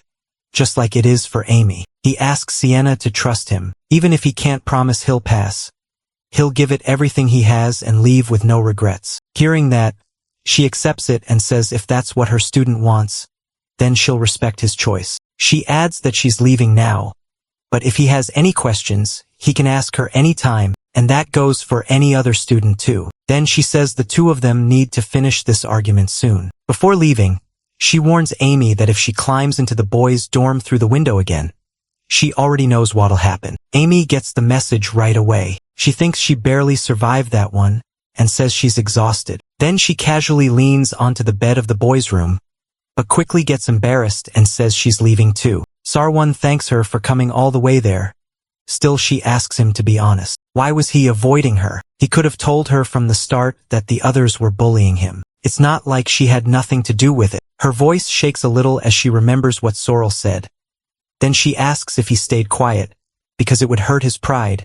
But MC gives an answer she never expected. He says he just didn't want to grow distant from Emmy. She asks if he's serious, and he says she really is his goal. That completely catches her off guard. He explains that when he first came to the academy, he saw her name at the top of the list. From that moment on, he wanted to work hard enough to catch up to her. Still, he admits he never thought things would turn into this. They already get embarrassed around each other, so he figured talking about the bullying would only make it worse. But she doesn't like what he said about her being his goal. The idea that she'd struggle because of a newbie like him, she actually finds that pretty fun. Then she asks if he's trying to mess with her. He can't call her his goal while still calling her senior every time they're together. If he's chasing her in secret like that, then of course things ended up like this. So she says if he wants to surpass her, the first thing he needs to do is stop calling her senior. Then she calls him to compete with her face to face, where she can actually see him, and if he can't keep up fast enough, she'll make him call her senior for the rest of his life. That's why he calls her Amy. That sends chills through her, and she says that was way too fast. Sarwan tells her she can wait for him, because he'll catch up soon. She fires back that he'd better study like his life depends on it, because by then she'll already have graduated. Then she jumps away, and he can barely keep up with her. He thinks it's a shame he can't get her help, but he's sure the other students are watching everything he does, so he'll have to do this on his own. He figures he has 1 month left until the early advancement exam. The next day after class, the students start talking about whether everyone is getting ready for the early advancement exam. Sarwan says he's starting lessons with his tutor today, but even then learning teleportation in just a month won't be easy. Around 20 students signed up. He says the omniscience part is simple as long as you apply the equation, but the omnipotence part is where things get rough. Then they notice Sarwan signed up too, since he's carrying a huge stack of books. His plan is to start studying the theory of photonization. He knows learning all this alone sounds crazy, but the real issue is the application. In real situations, a mage's surroundings keep changing, and for teleportation, terrain data is critical. Depending on the situation, you have to adjust omnipotence and the value of light, but that calculation uses numbers raised to the 10th to 20th powers. He wonders if anyone can actually do that, then stops himself. He can't start thinking about giving up now. They wouldn't make the exam impossible. He remembers Sienna saying teleportation is easy to learn, but he still wonders if that applies to him since he's never learned magic before. The kids in Class 7 will probably pass for sure. They've trained since they were little and can afford expensive tutors to help them study. He wonders if he can really close that gap, but then he remembers the look the principal gave him and realizes he'd already been given his answer. Meanwhile, another boy from the same class uses teleportation. His teacher says the boy can already perform it perfectly and praises him as the son of Seer Slider, the Magic Association's skill advisor. But Mark says that's only because he's being trained by a certified Class 9 instructor. Then Mark says he was worried at first, but it's actually pretty simple. The tutor replies that since the exam is simple too, Mark can make decisions and focus at the same time. He adds that nobody can fully master teleportation's application, but if Mark learns what's needed for the exam and spends the rest of the time practicing, he'll be able to finish it. Mark says he should also thank him for the special shortcut because he raised his light speed rank by 2 levels with that. Then he wonders what he is doing now. The tutor says he's been watching him as ordered and he just seems to be studying alone with books. Mark is disappointed. He thought the protagonist would use his connections to hire amazing instructors. He wonders if this is just an act, then orders the tutor to keep watching him. They can't let their guard down. After all, there's no way the protagonist can learn magic from books alone. Meanwhile, MC keeps tearing through the books by himself. He says he's done everything he could, spent a huge amount of time understanding omniscience and memorized all the core theory. He's still not fully confident, but he doesn't have much time left. So he heads to Class 7's private training field 41 and decides it's time to actually try the spell. There's no other way now, he just has to hope it activates the way he thinks it will. First, he has to place the theory of photonization inside his spirit zone. When he activates it, a light appears in his mind. He realizes the one blocking the path between omniscience and omnipotence is none other than himself. The light grows stronger and he says he has to erase the self in the middle. Then he feels it working. He's activated it, now he has to teleport. He thinks no human could ever calculate the value of light directly, but when a mage focuses, the mind becomes so sensitive it can feel everything around it. Skilled mages can supposedly sense even the number of leaves on the ground far away. That's the spirit zone of extreme sensitivity where mages can sense the world beyond normal senses and eventually control those phenomena. So instead of calculating every value, he tries to feel everything at once.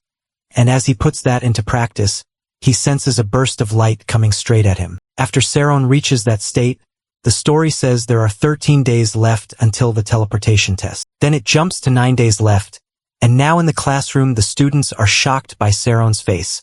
They ask if he's been training without any protection. His face is covered in bandages, and he thinks his first attempt at teleportation was a complete failure. The only way to fix those mistakes is to keep trying. So he keeps getting hurt again and again. This time he says the problem was his knee. By day 8 he's still writing notes and trying to figure out what went wrong. The gap in his timing is just 0.02 microseconds. He knows the method is dumb, but even so, he spends day after day repeating it because the body remembers.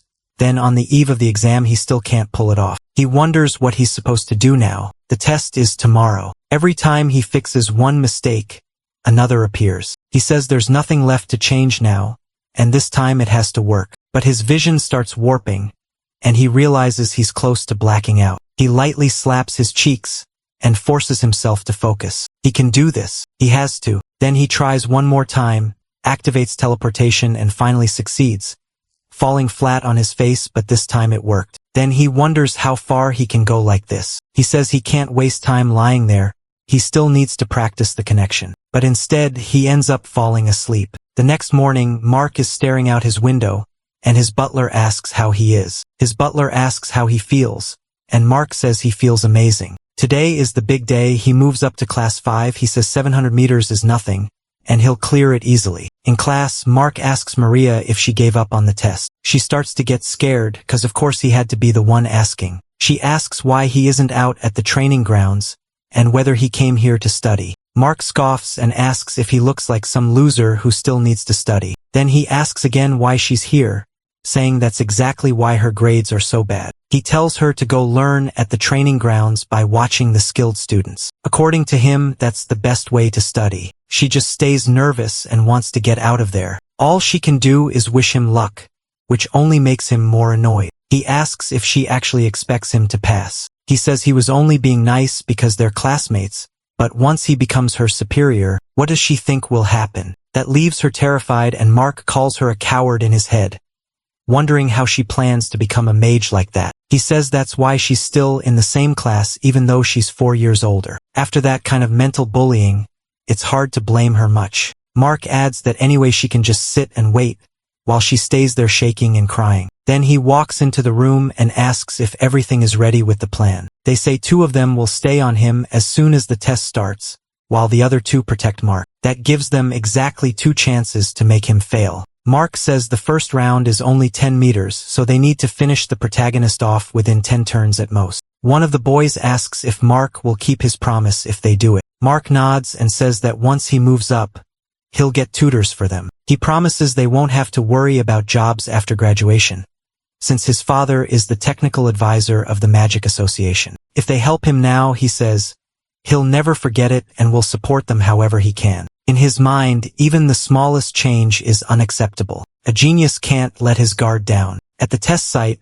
everyone arrives at the so-called bridge that has no real crossing. The students who aren't taking the exam get nervous because way more people showed up than they expected, especially the upperclassmen from class 5. They're all thinking that if some young boy is getting into their class, he'd better at least be super cute. Meanwhile, classes 6 and 4 are just calmly snacking, and the principal is sitting there at the judge's table like he has no worries at all. Then the exam is announced to begin in 10 minutes. Everyone stretches at the starting line, already uneasy because this thing is basically a cliff. One student asks where the bridge is, but another calls him an idiot and says there isn't one. So he asks how this can even be called a bridge. While they argue, on the other side, Serial uses binoculars and says this is the perfect spot. Amy says they barely have any time, so why are they wasting it watching those idiots from class 7? Serial fires back. What is Amy talking about? She has to cheer for that girl's boyfriend. Amy says that's stupid. The ones who will pass, and the ones who fail will fail. Cheering won't change anything. Still, even she starts wondering whether Sarwan can really use teleportation. At the same time, one of Mark's lackeys runs over and says MC isn't there. Mark is shocked by that. Meanwhile, Sarwan is lying in the mud. Then he jolts awake and asks what time it is. Meanwhile, Amy starts freaking out because Serial says Sarwan still isn't there. She says she looked everywhere and couldn't find him at all. So Amy starts worrying that he failed to learn the spell, and says she told him learning teleportation alone would be insanely hard. More students gather, and the tension keeps rising. Then the teacher explains the rules. Once the signal is given, they have to cross the cliff, and the student who goes the farthest gets promoted. Only now do those idiots in the class realize they actually have to make it to the other side. They start asking what happens if they can't. Will they just fall into the void? Someone guesses the teachers probably set up safety gear. Then Thad tells anyone who's scared to quit now. He reminds them that everyone already knows deaths can happen in any class at the Magic Academy. This is a promotion exam, the test that decides who's fit to move up to class 5. His point is simple: only take it if you trust your own skill to survive. If you don't, Thad recommends that you drop out right now. He says it with a deadly serious face, but inside he's laughing. They're frozen with fear, and he figures it's better to raise the tension now to reduce the chance of an accident later. Still, the most dangerous students are the ones who can't wait for the test to start. Thad wonders who will be the first to quit before it even begins. In his eyes, these kids are nowhere near his level in the real world, and he starts thinking maybe the rumor was true that he really was training alone. If so, then he must have failed. Then the teacher tells them to get into teams because the test is about to start. That's when she spots the protagonist running in from far away, covered in dirt and injuries. He apologizes for being late and asks if he can still take the exam. From the other side, Amy snatches Serial's binoculars and punches her, yelling about what that idiot was doing and where he even came from. She says that idiot's whole body is covered in scars, and she can't believe he spent all that time pushing himself that hard. Then Sayana says she got a message from Professor Athela, asking whether the test can be delayed a little for a late student. The principal refuses. He says managing your physical condition is also part of a student's skill, so the exam will begin as planned. Sayana gives the signal and Athela starts right away. She tells Sarwan that if he wants to quit, he can tell her at any time. MC thanks her for the concern, but says he's fine. Then one of the snakes calls him over, and MC innocently walks closer. The boy thinks the first step worked, and now he just has to take Sarwan out within 10 turns. But in his mind, there's only one thought: focus. He has to give this everything he has here. Then the student promotion test officially begins, and Mark tells one of his goons that he has an idea. Stay close to him the whole time. The teacher starts the exam by launching her magic upward,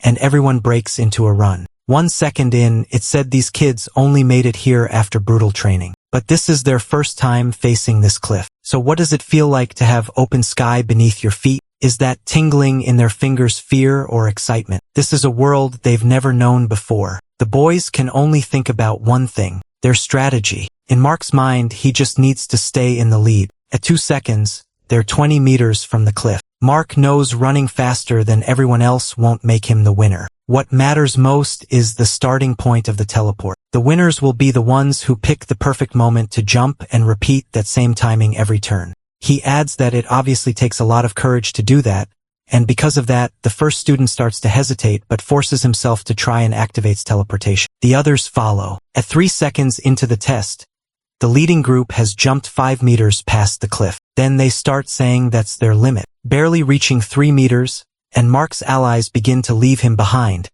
saying that's as far as they can go. That makes him furious. He calls them cowards and keeps going.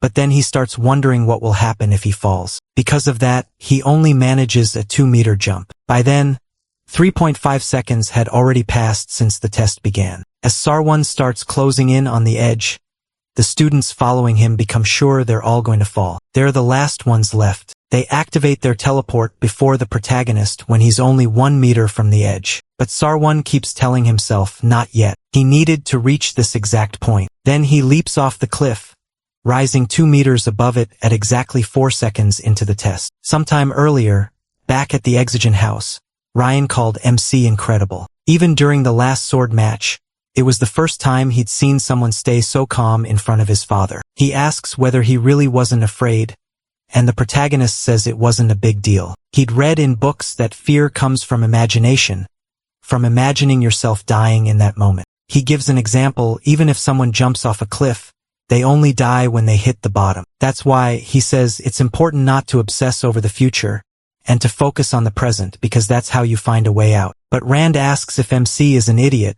If someone jumps off a cliff, they die. He asks what kind of nonsense he is talking about. He says it's not that simple. But Rand tells him to think it through, because the second someone jumps off a cliff, they're already dead. Rand once said that the moment you jump off a cliff, you're already dead. Right now, Sarwan launches himself upward, rising more than 2 meters, and while he's still in the air, he knows he can't lose control. The second his spiritual zone breaks, it's over, so he starts teleporting, blows past Mark and takes first place. Everyone starts wondering how far he ran to pass Mark that fast. The other students go wild that he actually pulled it off. To people watching from outside, it all happened in a flash. Even so, everyone starts talking at once, shocked that the freshman really made that jump. Rand asks Amy if that really was the first spell he ever learned. Amy thinks Sarwan started late, but he made up for it well. If he keeps this pace, nobody will catch him. Mark, meanwhile, gets angry and snaps at his teammates,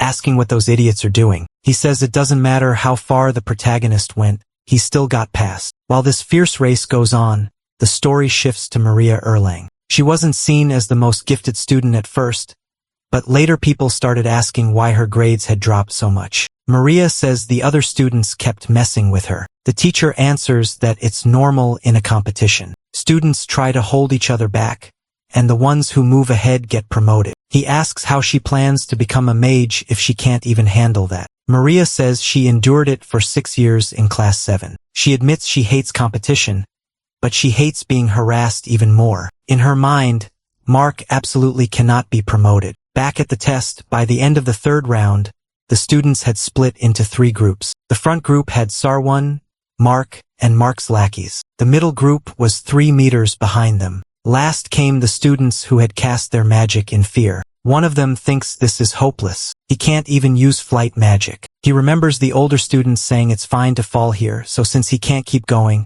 he decides to test it. He drops into freefall, screaming for help and shouting to the teachers that he's quitting. The crowd laughs, saying the ones who can't beat their fear are always the first to fall, while the teacher records the distance each student reached. The students keep dropping and start yelling about the safety gear, but once they fall low enough, giant fans stop them. That saves the boys. Shaken up, they say that was awful, and someone should have warned them first. After that, it's announced that all the students in the last group have been eliminated. By the 200-meter mark, more students from the middle group start giving up, and Mark holds steady, calling them idiots. If they couldn't make it to the end, they shouldn't have tried at all. He thinks there will always be people who drop out halfway through the test. But right now, his real problem is Sarwan. MC is getting on his nerves because the gap keeps growing. Worse, he doesn't even look tired. Mark can't understand it. MC looked half dead before the test even started. That only makes him more furious. He curses under his breath while he keeps moving like a bullet,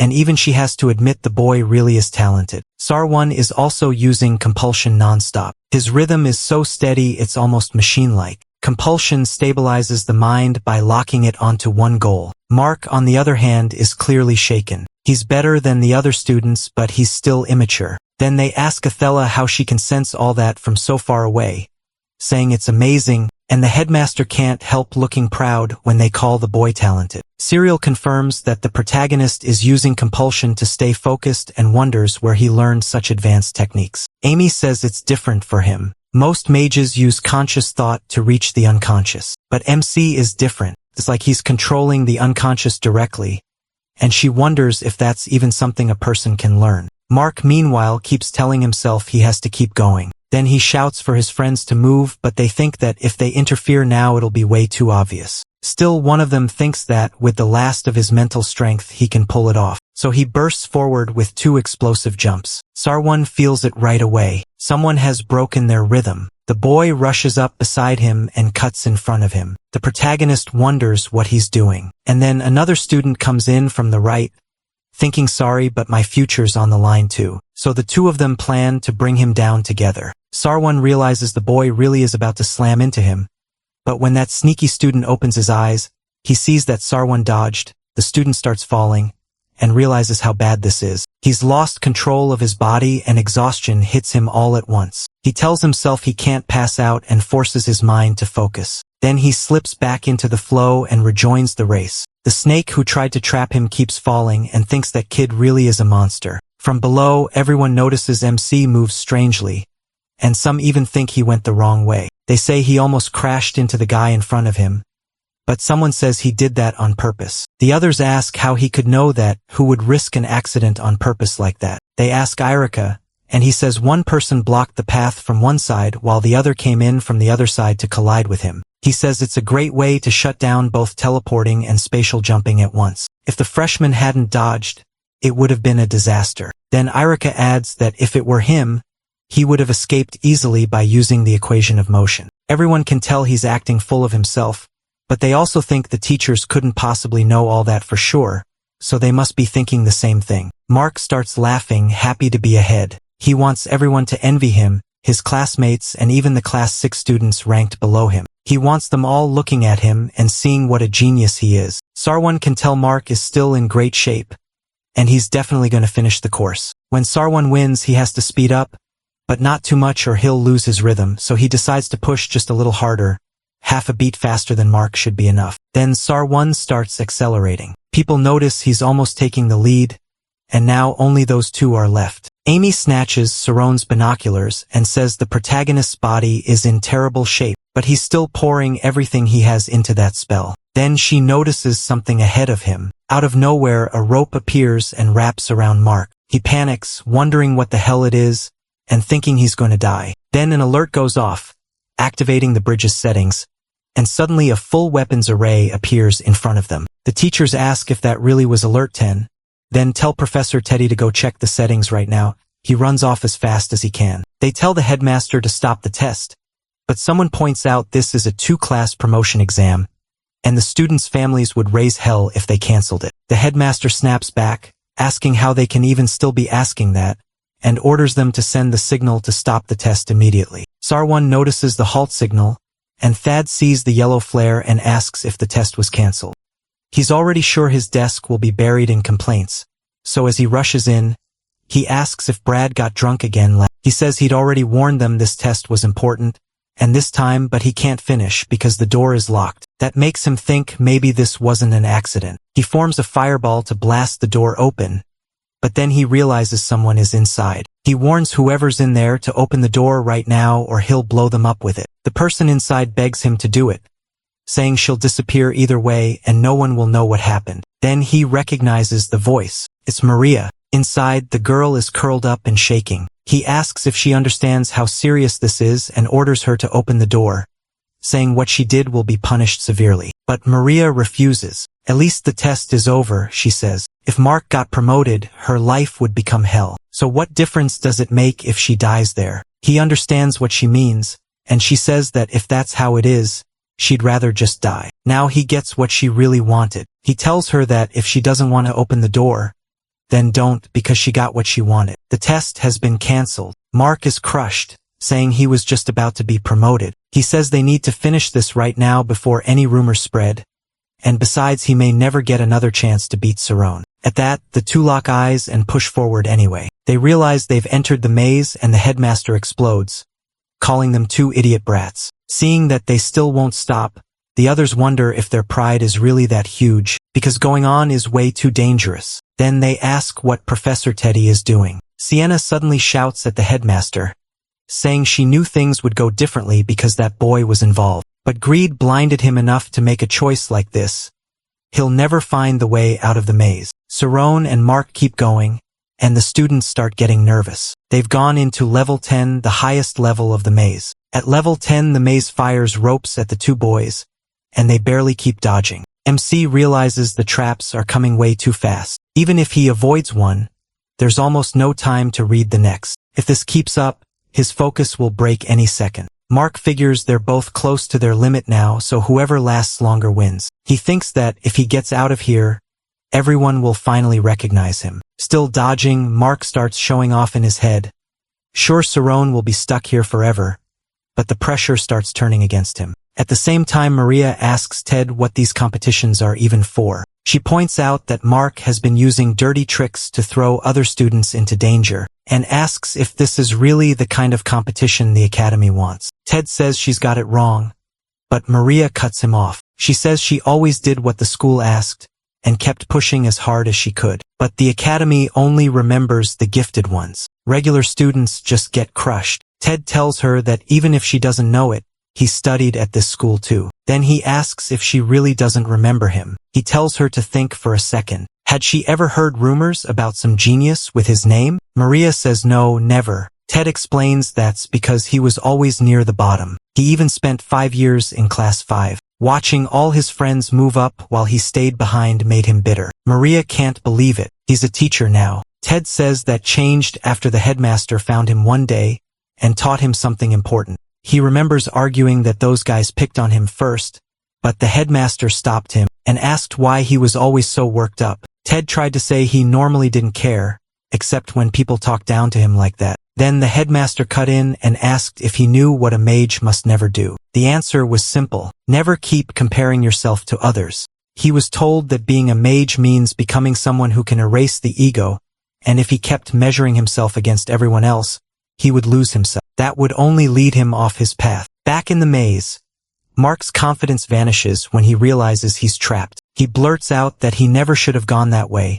Now he's sure he's gonna die. Mark starts screaming for help, and everyone yells at him not to panic. The students and teachers all tense up, scared of what might happen next. Then a hand appears and pulls Mark out, the Sarwan, dragging him away from the trap. One girl says this is a test, and asks why he would save a rival. Another student snaps back, asking if winning matters more than letting a classmate die, but that's not even the main issue. What shocks them most is how he moved like that. Mark keeps crying out and thrashing around, so the protagonist tells him to stop and focus. At the same time, the protagonist realizes the traps work like a maze. If he studies their pattern, he might find a way out. First, he decides to take them upward. He starts working out the trap flow and plans a route above them. Then he moves. MC shoots into the air, but the traps rise after them. People start saying that changing direction like that might not help at all. Sarwan sees it too. Going up doesn't solve anything. Not knowing what else to do, he turns back. Iruki points out that moving forward was never their only choice. They could always return the way they came. The students who used to bully him are stunned. They ask if he really trained alone for just 1 month and still became capable of this. They thought he was some useless fool who couldn't even use magic, and now they realize they judged him way too fast. Little by little, they start cheering for him. Amy says the reason he trained so hard wasn't just to pass the exam. Sarwan wants to become a truly great mage. Ted says competition is only a tool to speed up their growth and evaluation. And if Maria still wants to go, that's fine, because once they cross the finish line, they'll all become mages. Maria asks if it isn't already too late, but Ted says he'll help her. Then he asks if she can be brave one more time. Meanwhile, the headmaster orders the test to continue. He says he'll take full responsibility for whatever happens. Sarwan keeps moving forward with that dead weight in his arms. To him, the traps almost feel alive. They're wild, uneven, and impossible to predict. Saving Mark put him at a huge disadvantage, and it gets worse because Mark won't stop struggling, making it even harder for Sarwan to concentrate. The protagonist realizes he has to feel the whole structure as one living thing. He starts reading every point at once and tells himself he needs to focus on everything together. He's done something like this before. It feels a lot like his out-of-body experience. Even so, MC keeps pushing ahead and slips through one trap zone after another. When he gets close to the end, everyone is stunned. Mark is nearly passing out, and the teachers can't understand how Sarwan is doing this. Danger can push people past their normal strength. Sure, but everyone still has limits. The headmaster says he looks like a boy with no limit at all. As he keeps going, Athela studies him in awe. She says they've entered a state free of desire and useless thoughts. The density of their spirit zone is almost at 99.9%, and the protagonist is mapping the route in something close to a trance. Even she admits his talent is terrifying, but this time he may truly be in danger. Sarwan notices the gaps between obstacles have shrunk to about 1 meter. A normal 10-meter teleport won't work here, so he decides to split that teleport into 10 smaller jumps. In his head, the route becomes a code, right, left, over and over. The next trap can't be crossed directly because the gap is too small, so he'll have to divide himself into tiny segments. Iruki recognizes the move as Rainbow Drop and wonders if MC can really pull it off. The others ask how the light just bent like that. After all, light should only move in a straight line. Iruki looks stunned that they're missing such a basic idea, then says if you make an arc, you can create an endless straight path. He explains that this works by splitting the teleport into 1,000 equal parts. The others ask how anyone could calculate that. Iruki says it's not about math, it's about feeling, or more exactly, perception. And Sarwan clearly has overwhelming omnipotence. He looks ready to keep lecturing, but nobody cares. The traps suddenly get even more violent and rush straight at him. Then an enormous shape appears ahead. The maze dragon. Sienna demands to know what Ted is doing and rushes over. At that moment, Mark wakes up and sees the dragon right in front of him, instantly freaking out. Sarwan holds on to him and stays focused, trying to remember the route left first. Then right. He prepares to keep escaping. Sienna reaches Ted and asks what's going on. He starts to explain, but she cuts him off and tells him to shut it down immediately. Ted asks why she's in such a rush when the test was already cancelled. Sienna snaps back that no, Sarwan and Mark are still in it. As Ted runs to stop the system, Othello arrives and tells them not to turn it off. But before anything can change, the dragon swallows Sarwan, and everyone panics. Then we jump to 1 minute before Othello got there. At that moment, the protagonist was face to face with the dragon. He dropped completely into the zone, his mind sharper than ever, and realized he was still alive. That meant he still had time to think. A huge rush of adrenaline hits him. He breaks 1 minute down into tenths of a second, then that second into hundredths. In that state, he maps out 6 maneuver points and a total of 9 teleports, including an escape route. Then, in a single millisecond, he realizes he was wrong. He can't escape that way while carrying Mark, so he has to find another answer. When time seems to move again, the dragon bites down on him. The headmaster starts to panic, but then a beam of teleport light appears, and Sarwan slips out from inside the attack. Everyone is left speechless. The boy actually teleported Mark out of the dragon's jaws. The students can't even tell if the two really escaped or if they're seeing ghosts. Everything goes wild for a second. Then they're finally clear. Sarwan wonders what just happened and whether he really passed, because he can't remember a thing. After that, the bridge system that couldn't be crossed is reset to level 0, and everyone concludes that MC cleared an advanced specialist level trial. But while he lies there trying to recover, he suddenly starts crying, saying he seriously thought he was going to die. Everyone is caught off guard by that reaction, and Amy thinks that after coming that close it makes sense. People who really used every bit of strength they had don't show off or act arrogant. Then the students rush over, calling him amazing. They tell Sarwan he skipped straight into class 5, and the guys in class 6 are going to be insanely jealous. Sienna comes back and asks if the protagonist really passed. She says she missed something this important because of Thad, but he tells her he'll explain later, and insists he really did his best. Sienna yells that he didn't help at all. Sienna says that no matter what, the two of them crossed the line at the same time, so the director will have to decide who won. She calls that total nonsense. Sarwan carried the other guy through a level 10 mess, so to her the winner is obvious, but when she looks at the director, he's just frozen in shock. Then he realizes he worried for nothing, and deep down he's thrilled. MC showed him a huge new hope that makes him think of the Milt-Luz family, who notices the professor may be thinking about the title given to the one who redefined photons and received the Golden Circle Award from the Emperor. Still, a tiny spark of greed flickers inside the director for a moment because of Saron's unbelievable talent. Luz notices the director to say something. He believes someone who could light up the Academy's future has appeared. The director finally says he must have gotten distracted. He explains that seeing such a gifted student brought back old memories. Because of that, he admits he envies the boy's pure love for magic. He remembers telling Odin's grandmother that he didn't believe in fate, but it had been a long time since his heart raced like this. Even though only one person can pass, he says he wants to applaud every student who took part. The courage they showed today will become the strength that guides the world in the future. As for the one who passed today, it was Aryan Sarwan. Right then, Mark stumbles forward shaking, and people wonder if he's going to argue since he crossed with him. But Mark can only think that he saw it with his own eyes. He really is a genius. Then he says that all this time he was wrong. He apologizes to his senior and says that as a mage, he'll take full responsibility. Then everyone in the class shouts the same thing to Sarwan. They admit they were wrong too, and say they'll accept any punishment. The protagonist says that's how it should be, and he hopes they really mean it. That makes them think the boy is scary, and they're just glad they apologized. But Sarwan only wants to sleep. He's way too tired to think straight. Then the man calls for Sorel to come already, but she says it's better to stay with MC at a time like this. Still, she says there's no time for that, because the boy already proved himself, and now it's her turn to do the same. But he suddenly shouts to Amy saying that he kept his promise. The thing is, he's barely thinking clearly when he says it. Then he tells her he'll catch up to her soon, and everyone starts buzzing, saying they're jealous of his girlfriend. Amy looks like she's about to cry, but Sarwan won't remember any of this after he wakes up. After that disastrous exam, the protagonist moved up to class 5. Othello, though, thinks something is off. She's sure the synesthesia was after the protagonist, so she wonders if it lost him inside the dragon's maze. Then, at the disciplinary committee, a meeting begins. Maria obediently admits what she did and asks to be punished, but Sarwan, Mark, and even the caretaker Brad, who had been hit with sleep magic,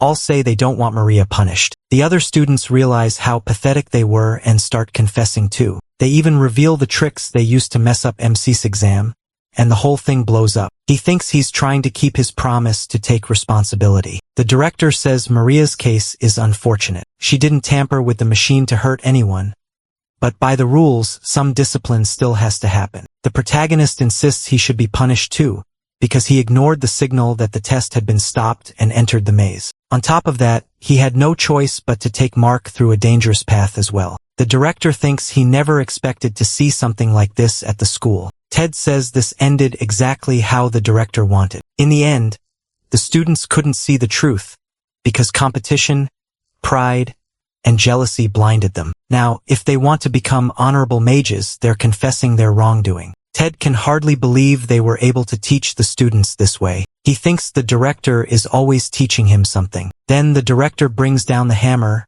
and everyone starts crying and apologizing too. Sienna thinks this is the first time she's ever seen a trial like this since the school was founded, a judgment where everyone is punished. She says Mark and Maria get suspended for 2 months, while the other students get 1 month. Sarwan, meanwhile, has to write a letter of apology. Then she asks why he went into the maze after seeing the signal. He says that in that moment he just didn't want to lose, and all he could think about was solving the maze, so he doesn't remember it clearly. Sienna says he has a more aggressive side than she expected, even though he usually seems pretty gentle. Then MC starts to dream about the dragon's maze. In the dream, he has to focus more and more until he realizes he's erasing himself. He says he's being cut into tiny pieces, like he's spreading across the whole world, and he wonders if that's what the world really is. As he pushes forward enough to break a piece of space, he realizes he has become infinite. That terrifies him, and he starts falling. Then he wakes up to the sound of a piano. Realizing it's already morning, he gets ready. He still can't remember everything, and wonders why he had to dream about that. Then he notices the notebook Amy lent him, the one that helped him a lot with memorizing the rules of magic. He should give it back to her during today's joint class because he wants to thank Amy, but then he suddenly realizes something. When he gets there, Sarwan asks how she's feeling, and he says he's doing fine. Thanks to her, he wanted to show his gratitude. So he brings a basket of apples, leaving Amy confused. He says he didn't mean to snoop, but it looked like she liked apples. She quickly denies it and says she actually likes strawberries. Then when she looks at her notes, she notices some really embarrassing lines. She runs off saying it doesn't matter anyway. After that, Amy easily passed the advancement exam for the graduation class, but there still seemed to be one problem even her huge brain couldn't solve. Then a month later, the class 7 students return from suspension and tell Sarwan they saved him a seat. He says they don't have to do that every time, but he realizes that weirdly enough, during every joint class, Class 7 has started saving a place for him. He jokes that he somehow became the scary senior. Then Sarwan asks if there's a seat next to him. He says of course, and she teases that since his girlfriend isn't there, he doesn't seem very excited. He tells her she's probably the lonely one, since she and Amy were always together. Sarwan agrees and says that's why she's heading to the graduation class too. That catches him off guard. She says she had planned to graduate and live a normal life, but after seeing Amy with him, she got fired up. She felt like her youth was going to waste a little, and apparently Amy wants to become a soldier. Sarwan is shocked and asks if that means she wants to go to war. Serial then asks if they really are dating. Still, the protagonist wonders if that isn't too dangerous. Tormia may be peaceful right now, but if war breaks out later, Amy would have to join in. Serial says that if war comes, every mage will have to fight. That's their duty, and it's why they receive so many benefits and so much support. Then she adds that Amy's specialty is long-range magic, so she'd probably only take part in intelligence-based battles. That gets Sarwan thinking about specialties. Starting from Class 5, he'll need to think about what kind of mage he wants to become, and if there's something he's especially good at, that's a huge advantage. So he wonders if that's why people don't look down so easily on students with low grades. Then a boy walks up and asks MC if he's going to train alone again. He recognizes that he's like Nade. The boy seems pretty easy to talk to, and tells him that if he ever has trouble, he can always ask. He says he's grateful to have a friend like that since he's the only one who talks to him when he feels out of place. The boy also says that even though his grades are average, he has an omnipotence trait that lets him control lightning. The protagonist realizes everyone has their own special talent, and Class 5 really is different from the lower levels. He says they seem more mature, even though they're all the same age. Then someone else arrives, calling for MC and asking what they think about this. Sarwan realizes they want to have another debate, and that sounds bad. He worries they'll leave him behind again, because he won't understand the conversation. He wonders if the topic will be biology, chemistry, or literature, but instead the boys suddenly ask whether they like Professor Athela or Sienna more. I like Athela better, but Sienna has her good points too. Sarwan is completely shocked, and Nade says that's such an obvious answer. He says he's a fan of Professor Sienna. Saron's mind nearly breaks. Nade starts going on about how they can't understand Professor Sienna's smart kind of beauty, but the others argue that's not it. Professor Athela has a much deeper appeal that brings out their urge to protect her. That's when he finally learns the terror of teenage boys. Soon after, the boys ask what the protagonist thinks. He's cornered. He wants a decent school life, he needs to get along with people, but he respects both teachers a lot. So while he's stuck trying to answer, the boys suddenly say, sorry, and that they'll come back later. Then he asks if it's because he couldn't answer well, but Nade says no, it was because of that guy. Calling out to Hiroki, he asks what they were talking about so seriously. Nade jumps in and jokes that kids always argue about which teacher is prettier. MC is shocked by how fast the guy changes his attitude. Then Nade introduces Hiroki as a drifter from Class 5. Hiroki says it's nice to meet MC after all. Everyone at the school already knows who he is. Then he realizes he knows that voice. He heard it during the test, the one telling him to stop hesitating. If there was something he wanted to do, he should just do it, since he came here to become a mage. The protagonist realizes Hiroki was the one who said that, and that push helped him succeed with the deviation form. But Hiroki says MC isn't as fun as he expected. Nade tells MC not to mind it. Hiroki always talks like that. MC wonders why he's using that tone with him. Hiroki says he was giving him a compliment. Then he tells him to do his best, but warns him that Class 5 is full of people who can't move on from that place, so he should be careful. He asks where he's going and whether he isn't heading to class. Hiroki says he doesn't feel like being bored. The protagonist is stunned that someone could call magic class boring. Nade says that's just how Hiroki is, but if MC gets to know him better, he'll see the guy isn't so bad. MC says he seems pretty strange, and Nade agrees. In fact, getting closer to him is what wears people out. Still, Hiroki is a genius too. The problem is that he's a genius in a very weird way. Just then, everyone starts shouting that Hiroki is heading to the image zone. They all rush over, asking if he's going to strip again and lie down. Hiroki activates his spirit zone and covers a huge distance. Then he uses deviation form, and he is left stunned because he's doing it while moving at crazy speed. The others say it's amazing to watch him. There's probably no other kid in the whole kingdom who can do that. A moment later, he creates a bunch of targets. Even Athela, who is teaching class 4 nearby, is shocked and orders Hiroki to stop right now. But he doesn't stop. Instead, he gets ready to blow up every single target, and everyone starts panicking. The blast goes off and everyone gets hit by it. Sarwan is speechless after seeing that display. Then the boy casually says he'll see them later. Athela storms over furious, saying his suspension just ended, and he's already causing trouble again. Hiroki argues that this time, he definitely didn't break the machine, but she cuts him off and gives him 3 more days of suspension. The protagonist realizes that was the spirit zone of deviation form mixed with special detonation magic,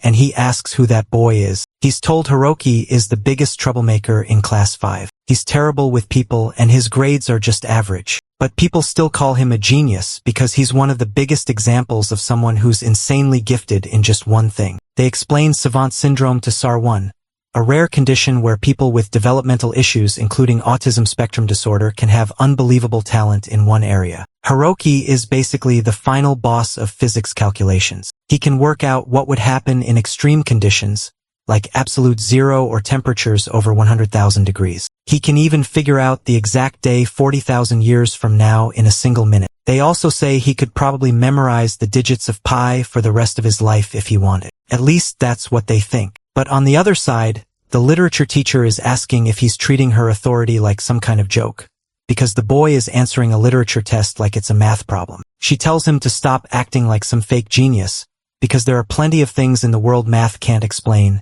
like deep loss or human feelings. Hiroki tells her everything can be explained with numbers. Then he says if she can't explain the world logically, how could she live with all that fear? He even says she has no way to know whether her face might suddenly explode or not. Then he points to a line in the poem about a red swollen face and says it can be explained through chemistry. Stress throws hormones out of balance which raises blood pressure, and that makes the blood vessels expand, turning the face red. If they contract instead, the face turns blue. At that point, the teacher throws him out and gives him a 0. Sarwan is amazed because it's wild how confidently Hiroki sticks to what he believes. Natad says that, in the past, teachers used to fight over who would take charge of him, but now they've all given up. Then Natad says it's pretty surprising that MC is curious about someone else. For some reason, MC can't get that comment out of his head. He also starts thinking it feels like there's nothing Natad doesn't know. Then someone politely asks Sarwan if he'd like to join their research group. The girl says they're studying telekinesis, and if someone like him who stands out in photonization magic joined them, their research would probably move a lot faster. She adds that if they can publish their paper, they won't have to waste summer doing performance evaluations. Instead, they could spend that time studying together. He apologizes and says he's focusing on the subjects where his grades are low, so that's all he can handle for now. The girl says that's too bad, but tells him he can talk to them anytime if he changes his mind. Nade says that's a real waste, but since the protagonist has Lady M, maybe that group doesn't interest him much. The protagonist is clueless when it comes to girls, so he has no idea what Nade means, but he still thinks it's a shame. His knowledge is still too shallow, and raising his grades is already hard enough, so joining a research group feels out of reach. so he asks Nade if he's in any research group himself. Nade says he is. Not only that, he's actually the leader. Saron gets a little discouraged, but Nade quickly says it's not some big group.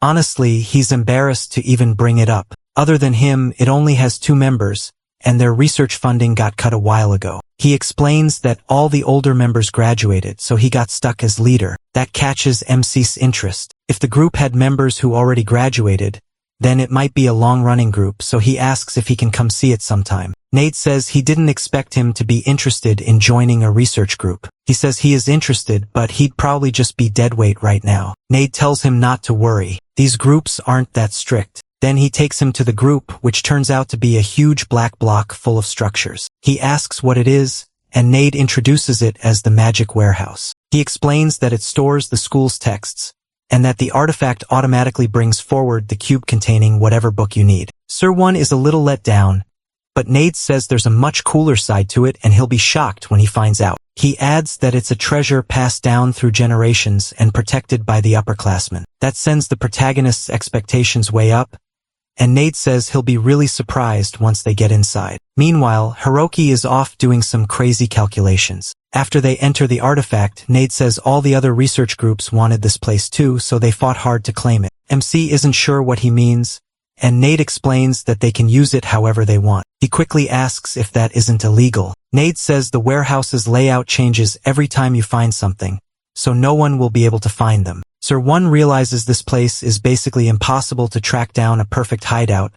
Then Nade introduces his research group. But when the protagonist looks, all he sees is a beat-up sign that says Supernatural Psychic Science Research Group. He's surprised to find a science group here and honestly thinks it's kind of awesome. Nade says they study ghosts, spirits, the afterlife, aliens, hells, gods, everything. MC immediately feels like he may have made a mistake coming here, since none of that really interests him. But even so, he's greeted by a huge cloud of dust. He asks what that was, and Nade says there's dust all over the place, so Sir One should get used to it. He wonders why they don't just clean it instead of telling him to adjust. Then he looks ahead and sees Iruki there, buried in calculations. Nade explains that their research group has a bad reputation, so they can't really let people know who's in it. That's why he never told Sir One who the other member was. The protagonist asks if Iruki is into psychic stuff, but Nade says it's actually the opposite. He joined to prove all of it wrong. Since he believes everything has a logical answer, this place is the perfect target for him. That makes Iruki genuinely happy to see MC there. He asks why a genius like him came to such a shady place, then says his timing is perfect. Iruki wants him to think about something. If you keep breaking an object down, eventually only atoms are left. But can atoms be split even more? And if they can, what would happen? The protagonist isn't totally sure, but he guesses a huge amount of energy would be hidden inside them. Iruki says that's exactly right and is impressed. Sir One could figure that out so quickly. Excited, Iruki explains that atoms hold enough energy to blow away an entire city. Then he asks MC what he thinks would happen next. His answer is simple. People would get hurt, but Iruki responds in a way Sir One didn't expect at all. To him, the important part is the massive energy inside the atoms. He doesn't see why he should be thinking about people first. The protagonist asks if Iruki even understands what he's saying. He reminds him that even the headmaster said a mage has to think about how their magic will affect the world. So MC asks if he's really saying that chasing his own desires matters more than however many people get sacrificed along the way. Iruki calls him annoying and asks if Sir One thinks other mages already know how to do this and are just choosing not to. He says the only reason they haven't done it is because they still don't know how. Iruki says his genius exists to achieve great things, but he fires back that genius means nothing if it kills people. He'd rather be an idiot than that kind of genius. Iruki argues that a small number of geniuses always lead the masses and history proves it even now. He adds that he hates bringing idealism into an argument. The protagonist says Iruki's way of thinking is just defeatist and ideals can be made real. Knight steps in and tries to calm them down, saying debates shouldn't be driven by emotion and they should sit and talk this out properly. Sir One says there's nothing left to discuss and walks off. Knight tells him to wait, he doesn't even know how to get out. Iruki says he can just retrace the path he used to get in, and if he can't manage that then he really is an idiot. That sets Knight off and he snaps at Iruki for making things worse when he could have explained it better. Iruki admits he got carried away. He says it's because MC is still his rival. And Nate is stunned to hear that from someone who usually only cares about numbers. Iruki says that's exactly why he said it, then asks Nate if he saw Sir One's advancement test. Nate says of course he did, that's why they're in the same class. Iruki points out that he had only just learned teleportation, yet he still cleared level 10. To escape the labyrinth dragon, he had to calculate at insane speed. Iruki says it would have been impossible without incredible time derivation. In that moment, the protagonist processed 1/10 of a millisecond. Then Iruki starts laughing. He says that's the beauty of insight. It's faster than effort and sharper than knowledge. No conscious calculation can keep up with intuition. Still, he tells Nade to stay alert. Nade realizes Iruki wants a showdown between calculation and insight, and asks if he's talking about settling it in that test, the upcoming aiming speed test. The next day, everyone hears that the aiming speed test will happen in 2 weeks. Some students say that if they score badly this time, they're done for. Others are more interested in Siron's result, since he already proved he's strong in a real situation. They start wondering how amazing his score will be, and the rules of the aiming speed test get explained. In this test, students use an active spell to hit targets and earn points. Support or healing magic can also be used, as long as it has no defensive value. The goal is to destroy every target that appears in each stage, so speed and accuracy matter. Serwon goes to his teacher and admits he still doesn't know any active spells. He asks how he's supposed to take the test like this. As a beginner, he needs at least 60 points to show he's good enough to properly use magic. While MC looks for a way out of the problem, Sienna says his chemistry scores have been rising fast, so her effort wasn't wasted. He starts complaining, but she says she isn't teasing him. The real issue is that he's trying to improve everything at once, and she believes there's one field he already knows enough about, one subject where his understanding is strong enough to call it his main specialty. Serwon asks if she means photonization. He remembers that teleportation comes from photonization theory. Since it's a passive spell that turns the body into photons, he never even thought about it for this test. He says he didn't know photonization theory could be used in active spells too. And Sienna tells him a new spell was recently registered with the association. He immediately imagines a photon-based spell and thinks hopefully it's something cool. Then Sienna hands him a book on photon impulse and Serwon gets excited. After all, this will be his first active spell. But once he learns what the magic actually does, it just shoots out a few little sparkling stars. He asks Sienna if she's sure this is the spell she wants to recommend. It might work for the test, but he can't see how it'd be useful for anything else. She tells him it only looks useless on the surface. The future of photon impulse is huge. Light is the fastest thing in the world, and straight line movement is easy to control. Sienna says the ivory tower, which leads the way in advanced magic, predicts photon impulse will become a major breakthrough in communication. A lot of research has already gone into it, and they've probably used all kinds of techniques ordinary students haven't even heard of. She says that with enough study, it could become a great field by the time he graduates. Serwon gets fired up, saying specializing in it now might not be a bad idea. If the spell could help start a new age, then maybe it really is worth learning. But things don't go smoothly. The spell won't activate. The protagonist starts to realize he might not be able to control it at his current level. He keeps trying and reminds himself that magic doesn't come out from the hands themselves, but from the center of the spiritual zone. Still, imagining the photons flowing through his hands should help him cast it. Even so, photon impulse is harder than he expected, and he wonders if his convergent spiritual zone is the reason. Just then, Professor Athela arrives, greets Class 5, and calls everyone to begin the lesson. The class immediately starts asking who she is, and they also notice her outfit. That alone catches everyone's attention. Then they realize something else. Her glasses are gone. Serwon blurts out, asking what in the world she's wearing. The others explain that Professor Athela is a bishop of the famous Cesis order. MC asks if that means she's part of the clerical order, and they confirm it. Bishop is a high rank that protects the 12 relics. She's one of only 12 people in the world with that title. On top of that, the kingdom gave her the name Zoner for her outstanding mastery of the spiritual zone. The students start asking Nate if he understands just how amazing Athela really is. One guy instantly declares that from today on, he's officially in Professor Athella's fan club. Serwon thinks it's incredible that they're learning magic from someone this important.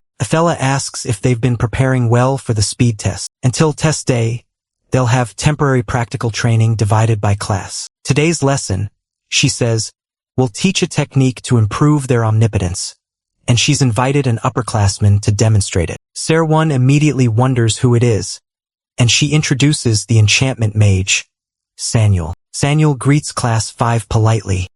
He says he may not be worthy, but he came at Professor Athella's request, and since he respects her deeply, he hopes that smooth introduction instantly wins over the girls in the room. Athella explains that Sanyul specializes in enchantment magic, which connects closely to today's lesson, so everyone needs to pay close attention. Sanyul explains that enchantment magic uses the power of words to boost a spell. Instead of just talking about it, he says he'll show them. First, he casts a normal tornado spell. The moment Serwon sees it in his hand, he realizes it's the same spell the headmaster showed him when he was little. Then Sanyul releases the tornado. The whole class is shocked. This is clearly the real deal. He tells them to remember that level of power, because now he's going to strengthen it with enchantment magic. Then he starts chanting to power it up, but the guy goes on with a super long dramatic recitation. After nearly 3 minutes, nobody can take it anymore, and the class starts wondering when he's finally going to stop. At last, he finishes it and casts the tornado again. This time, it's way stronger than before.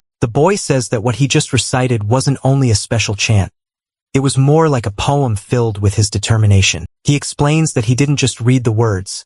He poured feeling into every line and stamped his will into each one. That he says is the core of enchantment magic, putting meaning into every word to strengthen the spell. Still, it's way too slow to be practical, so now he's going to show them supersonic magic instead. Right away, the class asks if he's really about to do that whole thing again, but then he suddenly starts rattling it off at insane speed, like he's speed rapping the whole chant. In no time, he fires off another ultra-powered tornado. Athella asks if everyone paid close attention to the seniors' demo, while the boys are all collapsed on the ground. Serwon is blown away by the power, so this is what someone from the advanced class can do. He remembers that students who graduate from the academy are considered uncertified Class 10 mages. If that's the case, he can't even imagine how strong Athella must be as a certified Class 6 mage. To him, that makes her world-class. One of the boys lying there half-dead asks if they're supposed to learn enchantment magic too, but Athella says no. That subject is a specialization, so they don't need to study it. Instead, she says they'll be learning something called the sequential method.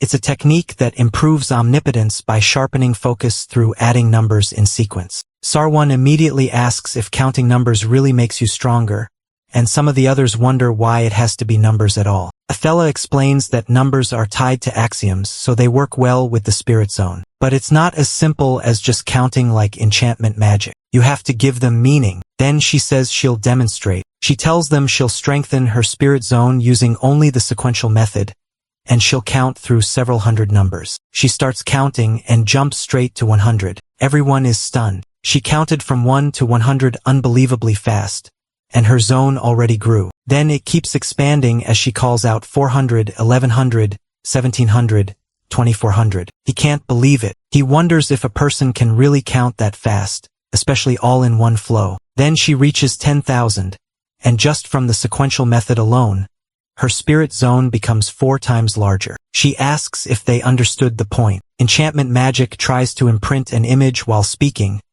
but the sequential method imprints while thinking. She adds that if they increase the speed of their counting, their spirit zone gets even stronger. It doesn't just grow in size, its power and accuracy improve too. Overall, every ability gets boosted. Serwon realizes this could make photon impulse workable. Athella warns them that the sequential method isn't absolute though. Like any method, if their base focus is weak, its effect drops. She tells them not to forget that a calm mind and enlightenment are the foundation of strengthening the spirit zone. Then she asks if they understand, and everyone answers yes. The protagonist starts trying it right away, saying he counted to 1,000 in 1 minute. But he quickly realizes that counting while doing nothing is harder than he thought. If he hadn't trained his focus in class, he probably couldn't do it at all. He tries to steady himself. When he casts the teleport spell before, he treated complicated calculations as one whole. So he wonders if he can use that same idea with the sequential method. If he can group numbers by the hundreds each time and handle them together, it should take about 10 seconds. So he decides to test it on that tree by firing photon impulse, and this time it works. The others turn to look from a distance, when he suddenly fires a golden beam in the middle of everyone. They start asking what that bright flash was, and Sarwan realizes it's way too flashy. A few students nearby recognize it as photon impulse, and ask if he learned it for the speed test. Since it moves like light, the projectile should be insanely fast. But they still say it's not the best choice for the test, because it doesn't have much attack power. Ethella points out that MC specializes in defense, and wonders if he's already learned active spells. She also notices that he got results from the sequential method. He says he did, and then she tells him to try practicing in the image zone. So the class starts saying he's going straight into the speed test. Curious to see it, Ethella tells him that once the sequential method is active, he should call up the targets. Sarwan begins counting, saying he'll use the sequential method first to strengthen his spirit zone. After he gets it where he wants, he summons the targets, and then it almost looks like he's moving with the light itself. Without hesitation, he starts hitting target after target with photon impulse. He thinks he's doing great because with the projectile moving close to light speed, aiming and firing feel like the same action. Everyone realizes he's incredibly fast. He hits each target the instant he lines it up, almost like he's using an instant cast spell. Ethella figures out what he's doing. The sequential method is giving him support by grouping numbers into large sets, and she says that's a kind of modularization used in information magic. It must be an insight he gained from the bridge test. She notes that his rate of improvement is huge. Then the boy draws in starlight and starts firing sparks everywhere. By the end of level 19, he has 342 points. Everyone notices his accuracy was perfect, 342 targets hit in 1 minute. Someone asks if they all need to switch and learn photon impulse too, but the others say, Sarwan could only do this because he learned Rainbow Fall. He thinks that if that's the case,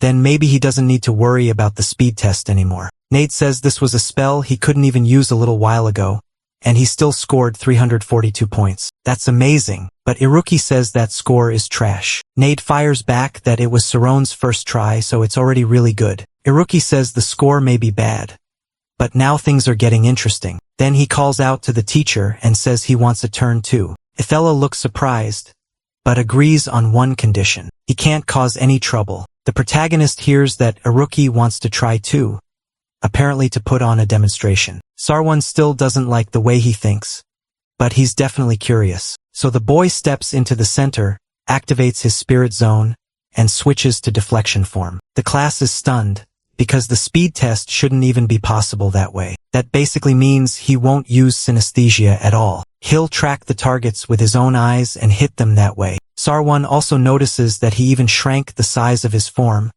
and wonders what he's planning. Then he suddenly starts striking multiple targets at once in a line.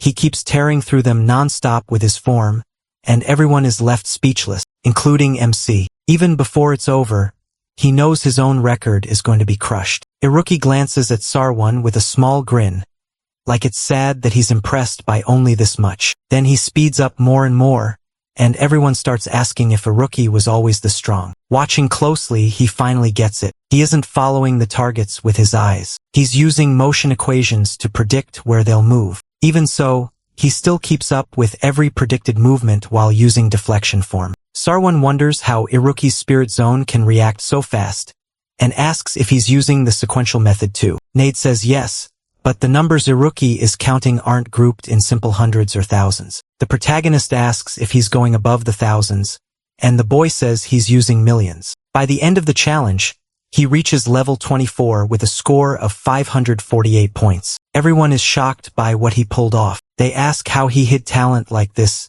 since hitting even one target with a deflection form that small should already be hard. Some of them even ask if he's human. Even Ethella says it was very well done, and that he's clearly extremely creative. The boy walks up to Sarwan and asks what he thought. Was it worth watching? MC admits it was amazing and says he had no idea deflection form could be used like that. Iruki asks if he really means that, then says he's disappointed. Sarwan asks what he means. He asks what Hiroki means by that. Hiroki says the really impressive part was him figuring out modularization, and he asks if the protagonist wants to know how he counted in the millions. Sarwon admits he is curious, but asks if Hiroki is really okay with telling him, since he seems to think highly of him. Hiroki shrugs it off, just knowing the method doesn't mean MC can copy it. He says it was simple, he used logarithms to shrink the interval numbers. To him that barely even sounds like a method, he thinks it through. If Hiroki is using logarithms, then he can handle huge intervals directly,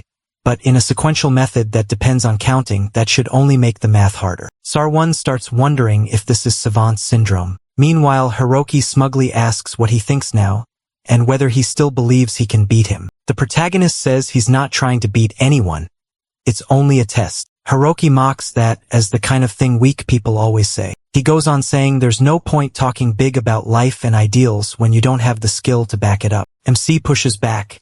If he wins, wouldn't that prove his point? Hiroki agrees for now, but says his intuition is nothing next to his calculating ability. That leaves Sarwon completely fed up with the insult. Nade, on the other hand, is having a great time watching all this. Then the speed test rules are explained. Your score is the number of targets you hit within 1 minute. As the level rises, more targets appear, and if you miss even one at that level, you can't move on to the next. On top of that, the summoned targets move faster with each level. So if you can't clear the early ones quickly, no more targets appear and your score can crash. Sarwon notices that Class 5 averages 400 points, and nobody has broken 700. He says that if he wants 700 without missing a target, he has to reach level 30 in 1 minute. That means spending less than 5 seconds on each level. So the protagonist gives it another shot, and everyone is impressed as he keeps pushing faster. At one point he's hitting targets without even turning his head, and people start wondering how that's even possible. By the end, he reaches level 25 and scores 567 points.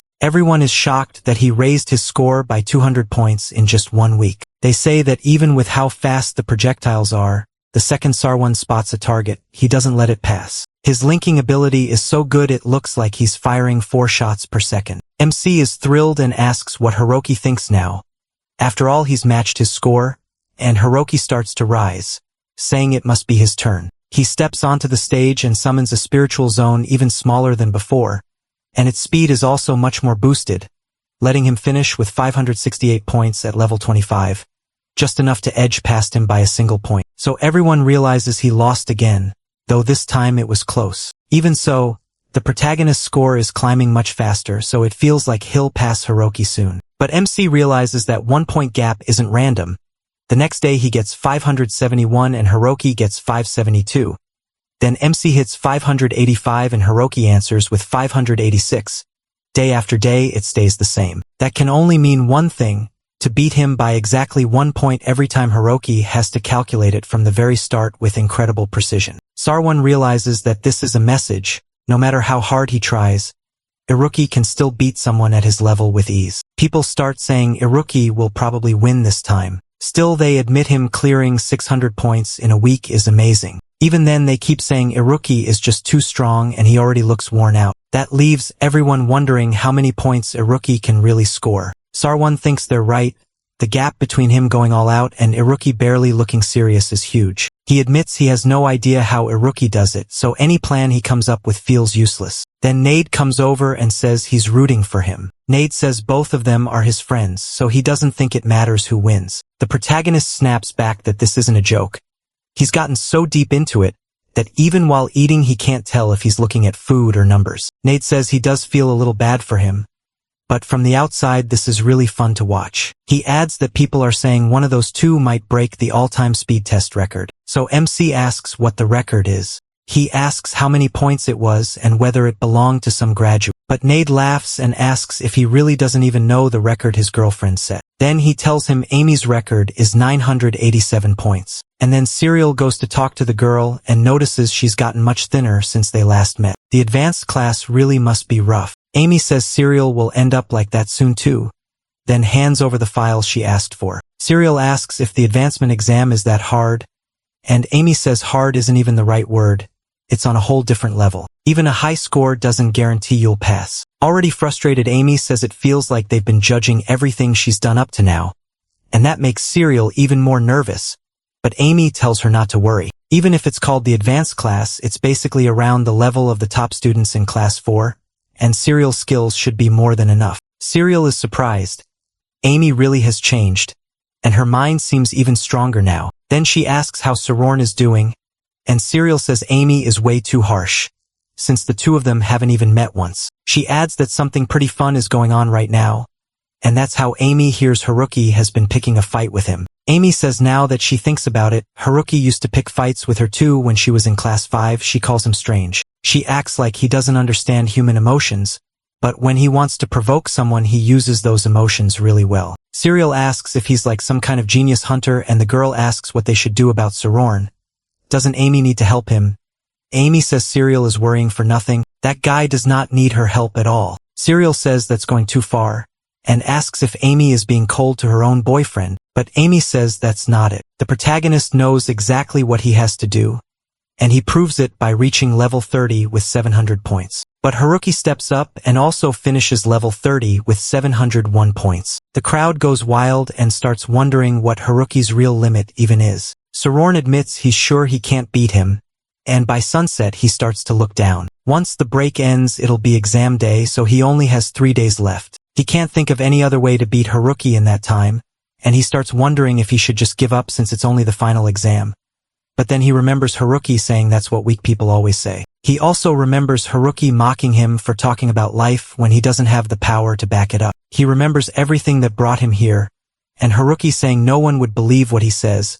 That makes him wonder if he's lost touch with reality after spending so long in a school for nobles. Honestly, part of what Haruki said isn't wrong. The world doesn't listen to people without power, so he decides he won't give up.